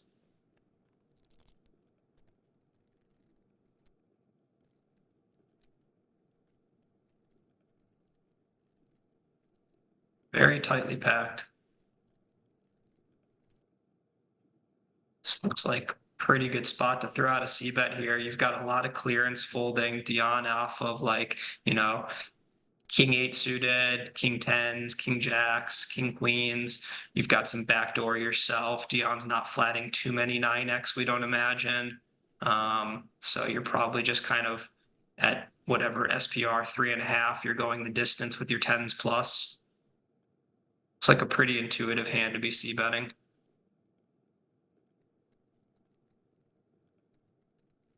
This would be a tough call. I think this is that size that really makes this ace-8 suited tough to proceed. Look at that. That's an interesting play. Wondering what aside from a 9 might do this, but he looks at his cards and he says, look, with the ace-8 of spades, I block ace-9 of spades. I block, don't know if 8-9 of spades would have opened, but if there is a hand to do that, I can see how that might have the properties. Nice Works play. out really well. Blinds are up. Got a guy, a friend in the chat, be random, saying a good performance on the HCL the other day. Yeah, they said 18 drinks I had. Like I said, I actually don't really drink often, but when I do, I like to have a good time, and I got a little carried away, but that was, it might have been 18 drinks on, I don't know if that's the actual count. I had a lot of 42 shots, 1942s, and I had definitely Moscow Mules, and it it hit me fast because it was like 5-hour stream. It was a 10K sit and go. For Karate Combat. It was fun. And then it got towards the end, I definitely lost control a little bit, where I was like, I was definitely feeling it. So yeah, that was fun and uncharacteristic, but that's awesome. It was a good time. Yeah. Nice. Fun. Yeah. I think, I actually don't mind the sit and go format. It's fun to watch cash games, but having like a tournament is cool. Sit and go where it's one table. The only thing about that is people can get knocked out too quick, but we did like a late rebuy, did like an hour and a half, you could rebuy or whatever, something, and made it where it was a little bit, that wasn't the case. There's a couple like complete beginners, guys who hadn't even played poker before, and then Helmuth, and it was a good mix. What do you think about that sit and go versus cash? Like, do you think at the right stakes and at the right lineup, it can be fun to do? You've played on some of these poker go or some of these sit and go type things? I mean, I've played some tournaments of Poker Go. I haven't played like a live sit and go in a long time, but trying to think here. Used to play some sit and goes on Stars and whatnot back in the day. I think, the issue is kind of what you said, where it's just that people get knocked out. So as far as TV and entertainment, it can be a little tricky. This is one of those ISOs. You see the 10-3-0, Queen 10 looks like a pretty natural limp call there from Smiljkovic, and we'll see how aggressive Dejan wants to get post flop.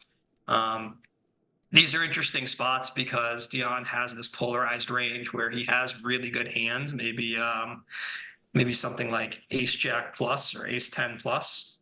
Wow, interesting lead there from Smiljkovic. But then Dejan also has so much pure garbage. That's yeah, that was a surprising donk there.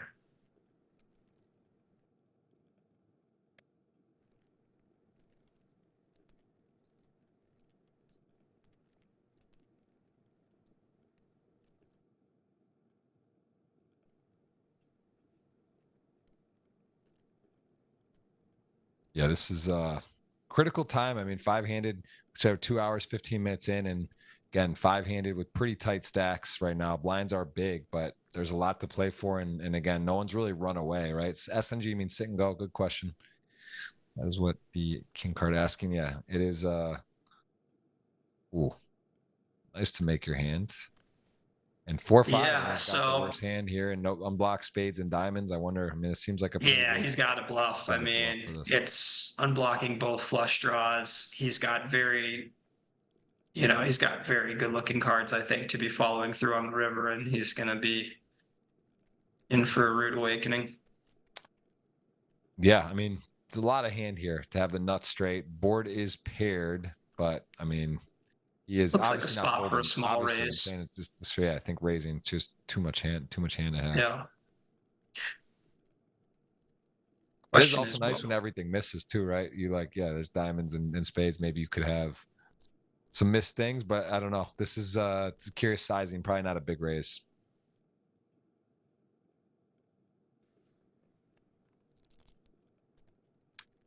Or 5 suited. He is in the tank thinking maybe I got a opponent to fold. He's really thinking about just raising. Timing is important. And again, this would work sometime, right? I mean, look, it's a 10. What if this is a jack of hearts or Yeah. You know, some other hands is going to get it through. It just happens to be right into like the nut straight, and there is a healthy raise, and he will move out of the way.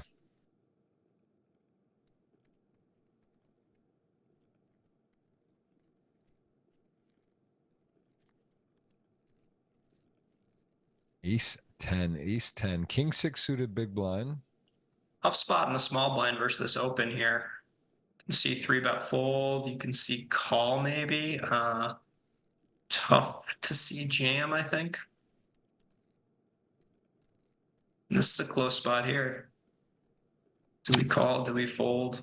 Risk premium the lowest, right? The go out next would just be not such a big deal. But again, just something you're seeing more people playing a little snugger in there. Closing action, King 6 suited, calling 800 to win what's in the pot there. But same thing, you're just going to be dominated. You're going to be in some really tough spots and have to go with certain situations that aren't amazing, and also probably respects both of these players too. Maybe thinks that they won't make such mistakes after the flop. So Sure. all those factors combined, still close, but does fold.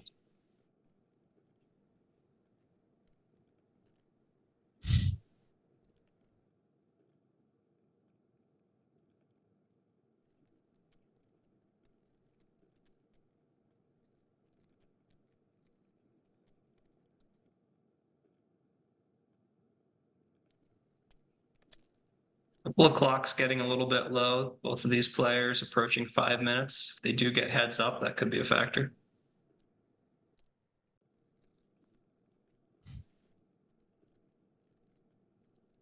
Yep. This is exciting. This is a big, I mean, it's honestly one of the bigger prize pools you're going to see online and of the year. It's up there, 12 million purse, some big names and some very experienced players here. Mikster for sure, the wild card, as we talked about. You know, that one king 9 off, things kind of shift. He was at 35 at the moment. Now he's 20, sort of in the, you know, he's covered by 4 of the 5 players now. 3 of the other 4 remaining. He's in. And now we've got maybe the other most aggressive player with all the chips. You know, Idkthp has been the guy who hasn't shied away from any spot, and now 36 mil in the stack. These are 2 that could play big pots.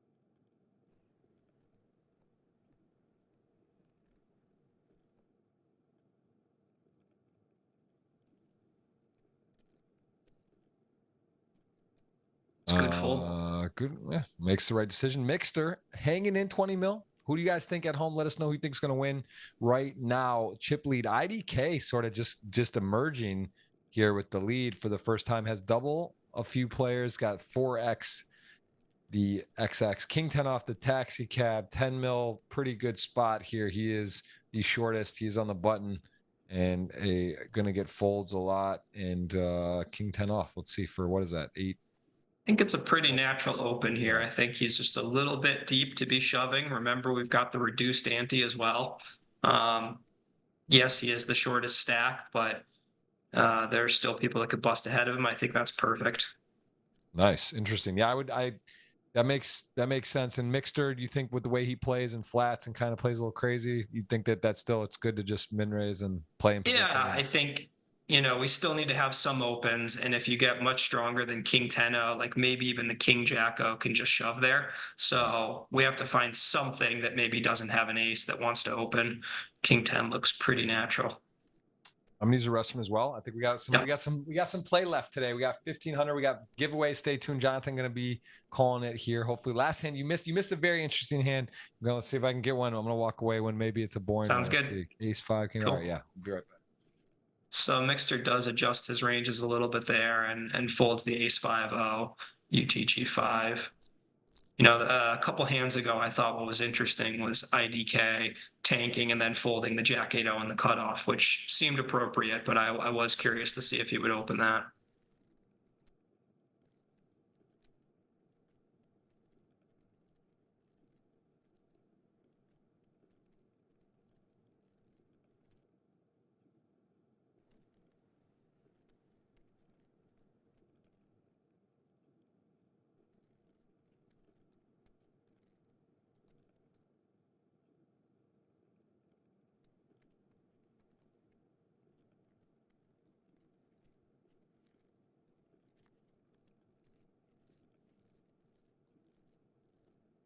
So XX has a pretty natural open here. Cutoff, maybe we're at 15 bigs as he plays shove. Really close between open and shove. If he does open, Dejan's got a close decision between shoving and calling. If he shoves, I don't think Dejan can call with those fives.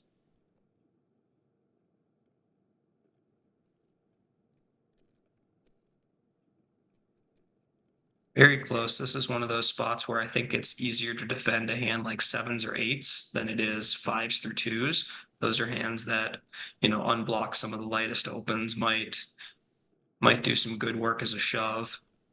In this case, I think he's going to get called. But this would be a lot of hand to get him off of.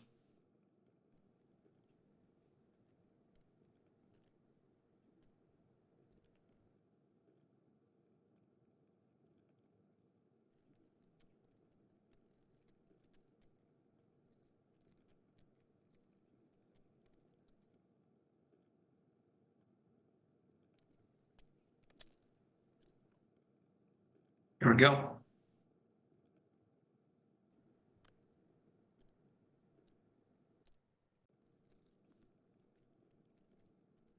Was it too many outs?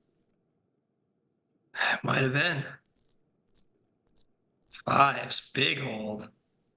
And then there were four. I think that's the right call with the ace jack, though. Painful spot.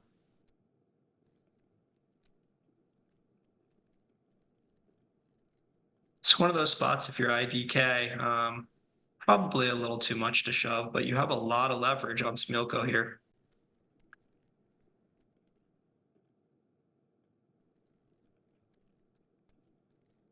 Wonder if Daniel ever plays check there. No.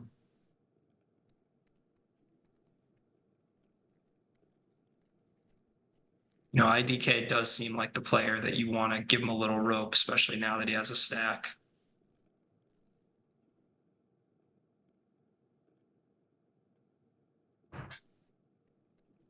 That's more the size I would expect from the small blind. We're down to 4. Yep. So Dejan won fives versus ace jack O versus XX. He shoved 15 bigs, or shoved him for effectively 15 big blind versus cutoff, and it was a long tank call by the ace jack O. Very tough spot. Wow. So we got the two big stacks tangling here in a spot where you're very polarized with your 3-bet.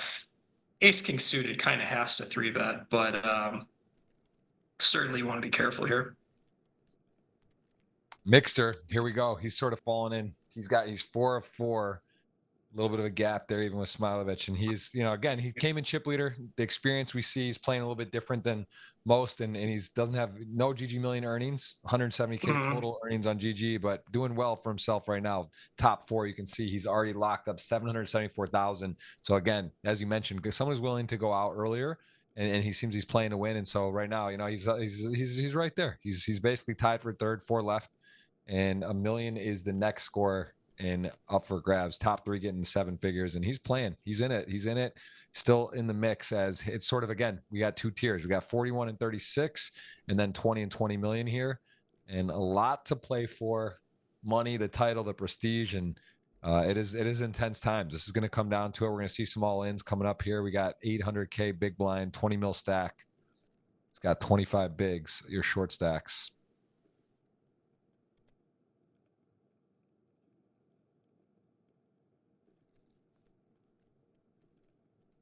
All right, getting shallow.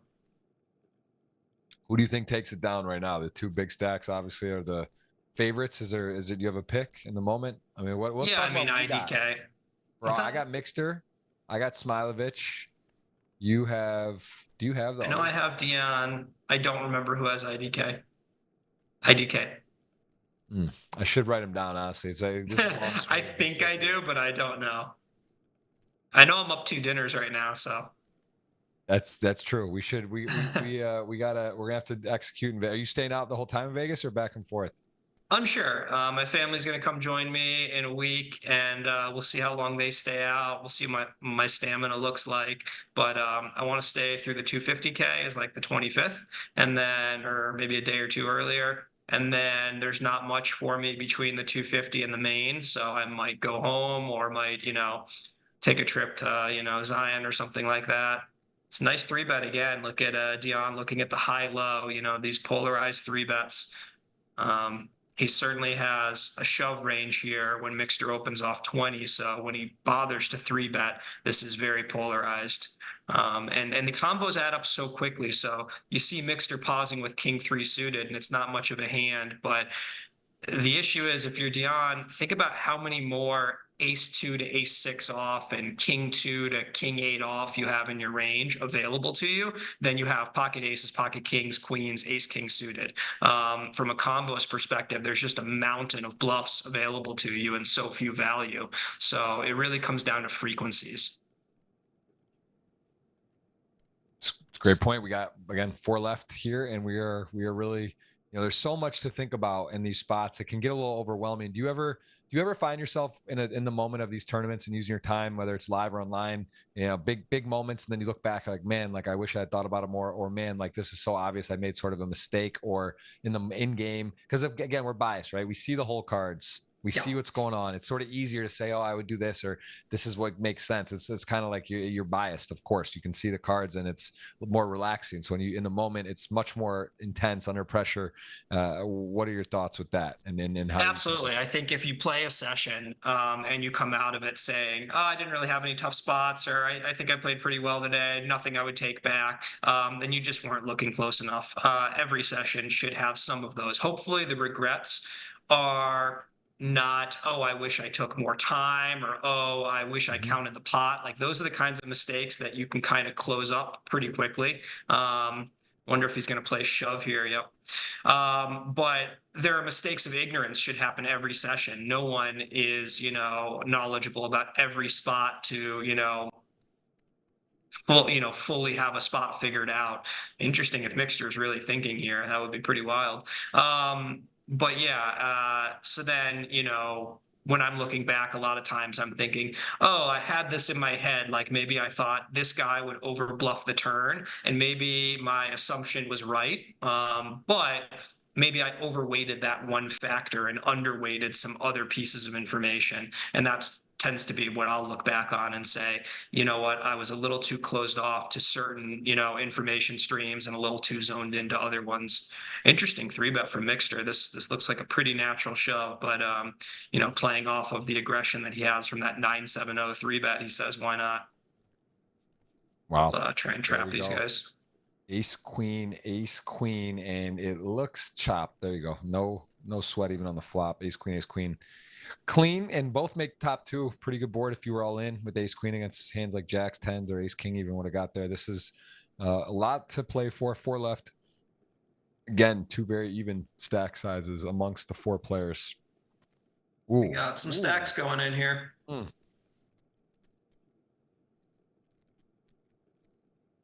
Probably going to see like 3.2x or so, maybe 3x actually, maybe 2.8, yeah.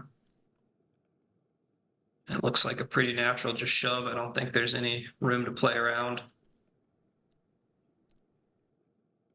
Yep, going to get snapped off. Here we go. 35 million pot. Jacks, ace, queen. This is big. It is a king, 3. Clubs are covered with the jacks ahead.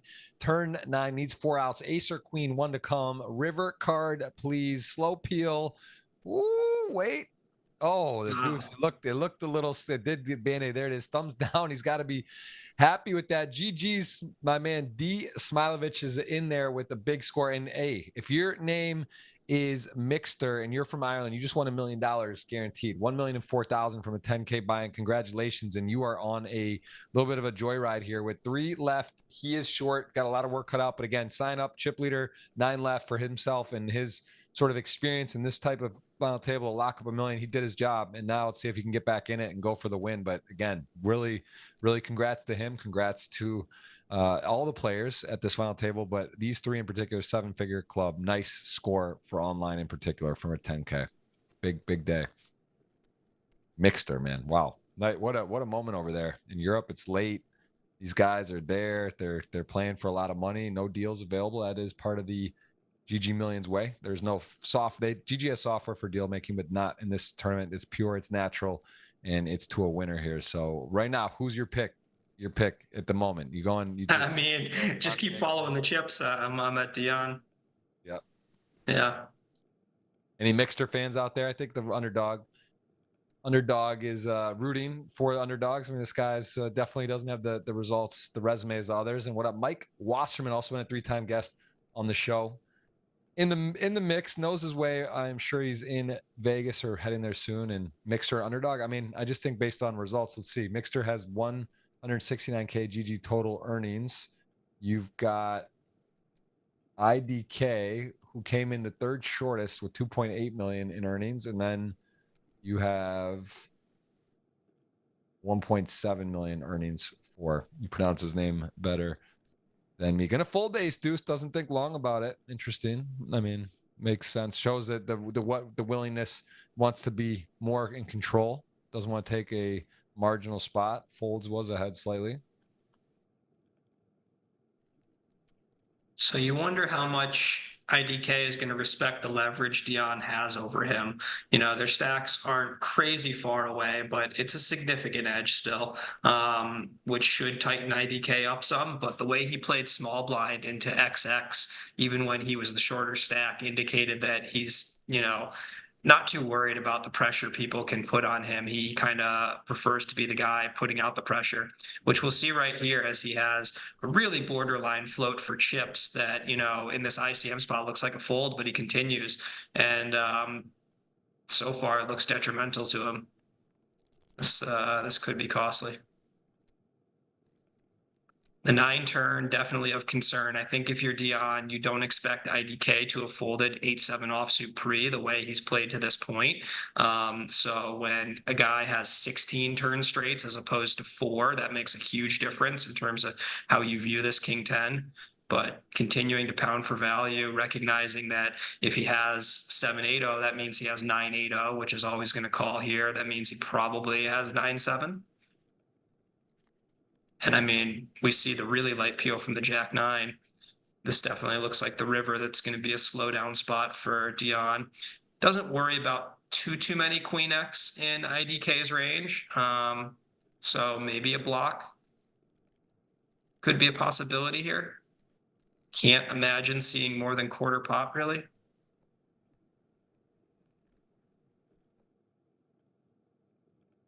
Does unblock the spade bluffs. His 10 of spades, doesn't block any bluffs, given that it's a pair.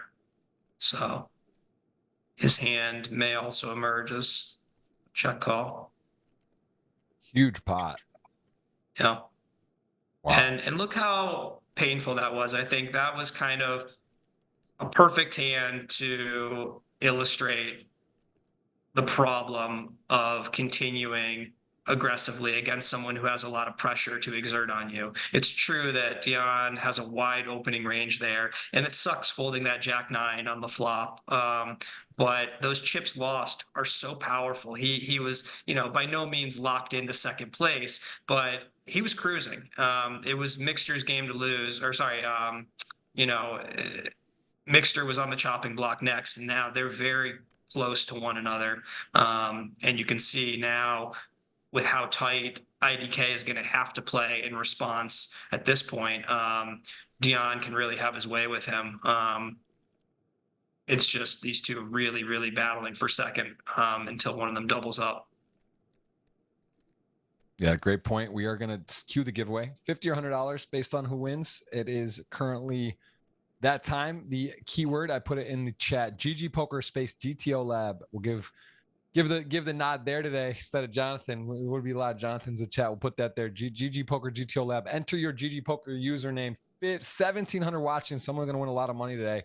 It's about how many point millions? 1.688 millions up for grabs. Giveaways up for grabs. Twitter giveaway up for grabs as usual on my Twitter, Jeff Gross Poker. A lot of giveaways. Actually, I'm thinking about doing a first Twitch stream in a couple of years on Friday. May do a nice bit of a show and just kind of recap some things. And also I won that Hustler stream, and I said if I won, I would give away $2,000 cash. So I might as well do it live on Twitch and check in. And Jonathan, if you ever want to join, I think about doing some recaps of GGMillion hands, like get some interesting clips, maybe the one of the highlight video, and go through a couple. If you ever want to pop on, maybe we could That'd be awesome. Do that with GTO Lab, and I can call in. Obviously, its schedule is permitting, but if you're around, I would love to have you on one of the people that does look at some of those and talk about them. I think there's a lot of interesting stuff to look at here. I definitely have a handful of notes today on interesting hands alone. So that sounds great. I would love to do a deeper dive when there's not the action coming right in after. I think it's nice to be able to do a deeper dive into some of the hands. Awesome. Yeah, let's do it. We'll do it sometimes. Obviously this summer, WSOP a bit busy, but hey, you never know. You wake up, you want a cup of Joe, you want a little refresher before you go hop in live. Maybe that'll line up time-wise coming up. But yeah, we are seeing, there we go. 6-7 off, just going ahead and laying it. There it is. There's the separation. There it is. He's got the two guys. This is the dream, right? In a poker tournament, you get your opponents down to the same stack size. You're cruising. You're able to go and just say, hey, look, friends, I'm all in with 7 high for playing for millions of dollars, and I'm just ripping it in because they don't want to call off. And does Mikster have traps in him? Is it going to take him a while to get acclimated? Is this just he does check back, little respect, thinking Mikster may be able to limp a trap there.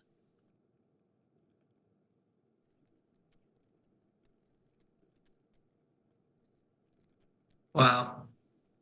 Relentless.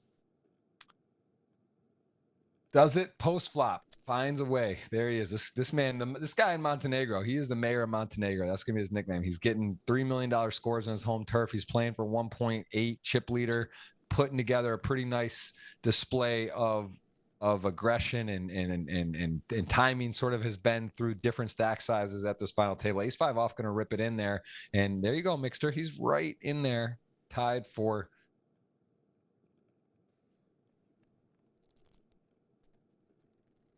brutal spot in the small blind. You're just, oh, wow, he faces the open, not the shove. So, yeah, I think it's going in. Looks like Mikster might find himself heads up. Wow. King, queen off, behind, in trouble, needs help. Clean flop, no heart available, needs that queen on the river, no straight chops. This is a great spot for Mikster. Can he ladder, get heads up, and go for the title? There it is. 2, 4, 5, 6, 7. No straight, no flush. It is just straight GG. And Mikster has done himself a lot of favors to lock up $1.3 million, $386,000 heads up match. No big deal. Again, GGMillions, huge purses, weekly Tuesdays, 2:45 Eastern. But today, we're basically, this heads up match is like a first place title, essentially, in itself for a normal day. And Jax, right off the bat, what is it behind King 9? I mean, this could be one hand. This could be short work here, Jonathan. We might be on our way. That's a shove. That's a call. This is for a title. The man from Montenegro, can he win it? Are we going to play some? Oh, of course. A little extra poker today in case you guys had dinner plans. You're going somewhere. King and 9 has arrived.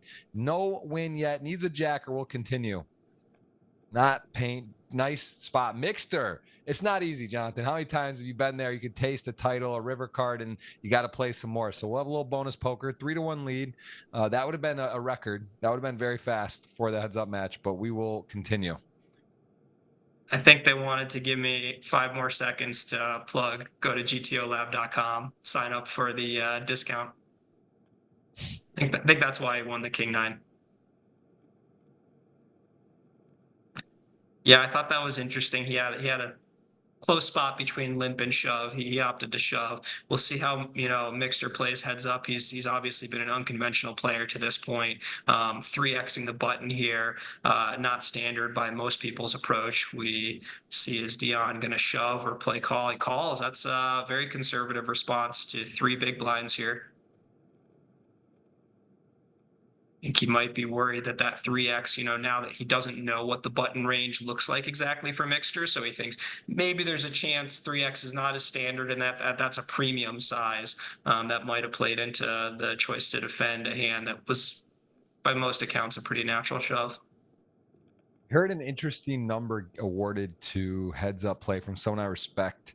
and what they think and maybe it was actually, it might be Chewy who said this. It was yesterday to record a podcast. He was saying that a lot of times heads up matches can be like 56-44, some very thin edges in heads up matches. I mean, what would you sort of, you said I know you play a lot of heads up. That's sort of your game. What would you say in situations, assuming stacks are close to equal, what type of edge can you see in a heads up match? It really depends on the depth. When you're looking at, 20 big blinds, if you take just a capable tournament player against, let's say, someone who is fantastic at 20 big blinds with, ante, I would guess, yeah, like 54-46 is going to be a pretty big edge to be, manufacturing. It's probably going to be less than that.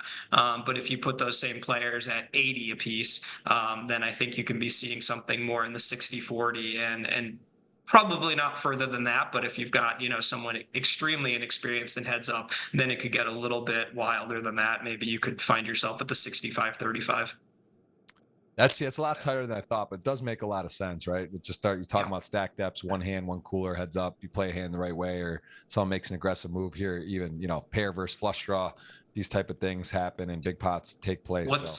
The first heads up that many of us saw was Moneymaker taking down Farha. And I mean, he was maybe 35, 65. If they got their stacks equal, certainly he had more chips. So not the case, but I would have taken Sammy long-term, but we're living in the Moneymaker universe. And that's probably why the both of us are here talking poker and why, the majority of the audience is here. Was just talking to Money, the man himself, and he is fresh off another nice score at Montenegro. Won the GG, I think the GG Millions. He definitely won a big event at Montenegro. I don't know if it was actually, I think it was the GG Millions. I might be mistaken, but he won a 25K and took down a big score there for like 900,000. So, I mean, Money Man, 20 plus years later, just getting it done against the Crushers and the Triton Tour. I mean, that is when you said, you live in a simulation. There's a nice call. Chalk it up for the facing 1/3. And Mikster goes for the bluff. Interesting size there from Mikster. You don't often want to, give your man another potential action. If Mikster did have a value hand, the risk there is, getting check raised, and you really want a sizable reward to bother reopening the action. So B33 in position on the river, not usually advisable outside of some really special circumstances.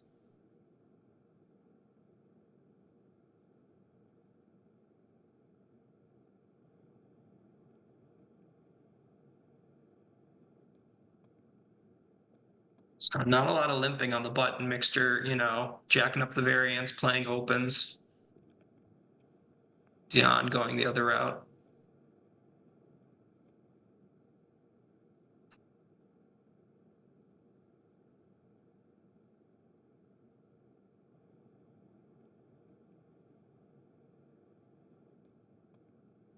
It's a close spot there for Mikster. I like his check call, even though, as we can see, it's problematic in this spot. But pretty quickly identified Queen 10 high as a reasonable hand to call one bet on the flop, even without the backdoor flush draw. 98, right at that 100 mil. What a tournament to enter, to think that you'd have 100 million in your stack, $10,000 buy-in. Lot to play for. Mikster doing his best to hang tough, definitely against a, like you said, very well skilled player, and he is going to have his work cut out for him with the 5-1 deficit. What would you put it at now, based on what you've seen about these players in the 5-1? Yeah, I mean, I would just put a little premium on Dejan here, and otherwise look at the chips. I'd say he has about 81% of the chips, so probably has like an 85% chance of winning. Yep, that seems right. Man, I'm gonna have to do some like package dinner and a night out or something for you. We're getting blown out here. This is getting kind of crazy. I like it. What event are you looking forward to most? The World Series of Poker this summer. There's a lot of great events, great schedule, exciting. Paris, horseshoe mix, kind of got it. They did they did it. Now it's like mastered. They're getting all the little tweaks out. It was already amazing. Change from the real. What are you most excited about? Look at that. Week 7. Ballsy.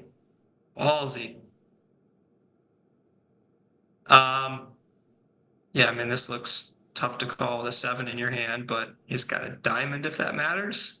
That would be pretty sick when you make the correct hero call and you guys chop. 250K for me. That's the one I'm most looking forward to. my favorite tournament is the Heads Up tournament, but first year I ever skipped it was this year. I just didn't want to extend my Vegas trip by an extra week, and it was on May 30th, so it meant coming out pretty early. So he defends the 9-5-0 after folding the 10-6-0 previously. I wonder if that's an adjustment to the idea that, hey, you know what, Mikster's just opening every button. Maybe I need to call this, or maybe he's rethinking and saying the 10-6 might have been a mistake.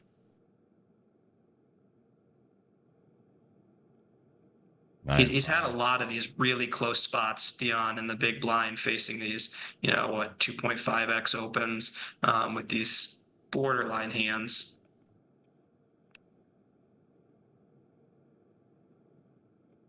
It's amazing how quickly these guys play.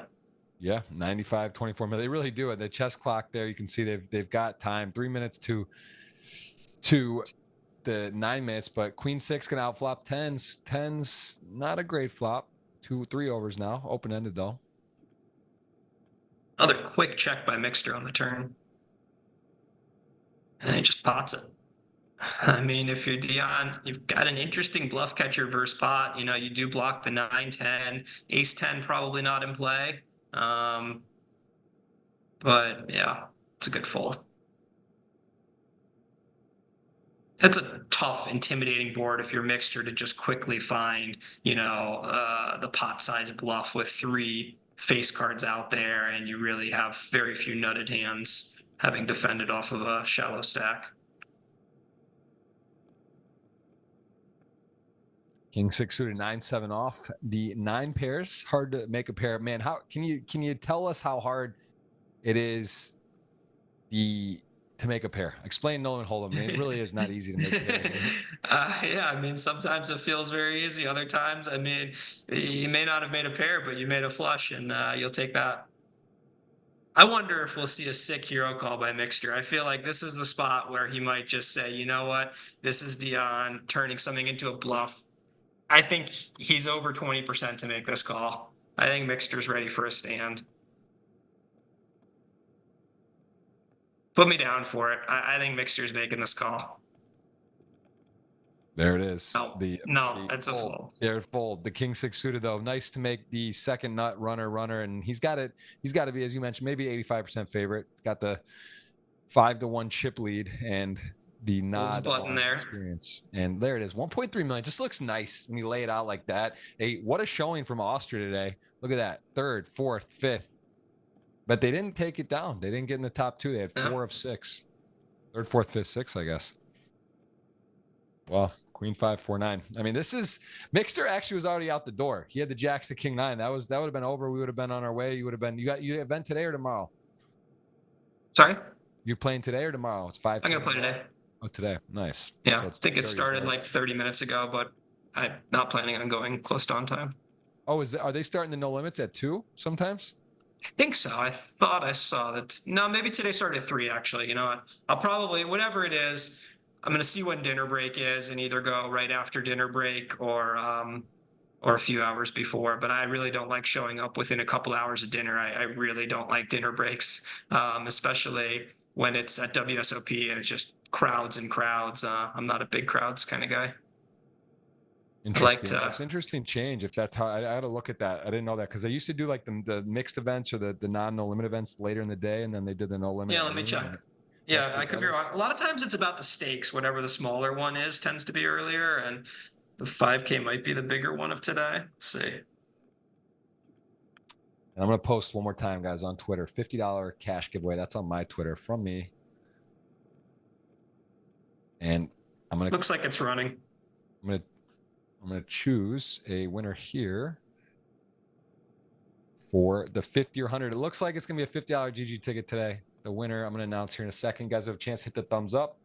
Type in the keyword GGPoker space GTO Lab. That's what Jonathan Jaffe is rocking on his patch there. And he's got the GTO Lab podcast. He also is in cahoots with some of the bigger names in poker on that project. Check that out. Website's cool. First time actually. I knew you had a podcast. I did not know it was for a site, which makes sense. The GTO Lab podcast, I was thinking, this is just like all crushers and like it's a great name, but that is actually a product. A Nick Petrolangelo. I always have hard with his name. Hard time. Petrangelo, yep. Right. Oh, 3-7 suited into the kings. This is a tough ask. Mikster needs help. Send help. Wow. Kings not yet. Wow. Needs a diamond or some straight cards or little bit. Goes into about a 4-1 dog on the river. Needs help. Can he get it? A 6 or a jack or the ace is not it. Mikster, 1.3 million in your champion. 1,688,000 right there. Hard name to pronounce. Let Jonathan announce that. Go ahead. Dejan K. Dejan K all the way. Montenegro, what a week, what a month he's having. Second in the main event Triton, now champion of this GG Millions, episode 54, special edition, juiced up prize pool. Your thoughts, Jonathan, today? What did we see? Are you impressed? Are you surprised? Give me your takeaways. That was awesome. Yeah, I mean, I'm going to go back and look at a bunch of those spots. Hopefully you and I get a chance to do an in-depth breakdown on some of them, but there were some really interesting hands. How about the first hand out the gate was just crazy, those aces versus queens. I was, borderline lost on every decision point. It was just so interesting. You get to the river and both players have this incredibly constricted range, and, that should simplify things. There's not so many possibilities, but I was lost. That was a very tough hand to make heads or tails of. The whole thing was great. Mikster was providing, so much entertainment, playing really different, putting people in tough spots, and Dejan played really well the whole way. I mean, very deserving champion. Well said. It is a special day. Again, Jonathan been here numerous times. We're going to have him on again in the future. He's got his podcast. He's got his product, GTO Lab. We appreciate the time. A big one today. He's at the World Series. If you see us out there, if you see Jonathan, say hello. If you see me, say hello. I'll be there more the second half. Can't wait to get out there. And I hope you guys play well. And a big thank you to the team over in Korea. Of course, it's late, like 6:30, 7 a.m. in the morning. Amazing production. Always fun to be on the show. And I will see you guys next week. Same time, same place, 2:45 Eastern for GG Millions, 10K buy-in, big names at the final table as usual. And of course, we'll have a big guest for you as well. So Jonathan, thank you for the time. Good luck at the WSOP. See you soon. Cheers. Thanks, Jeff. Thanks, Luca.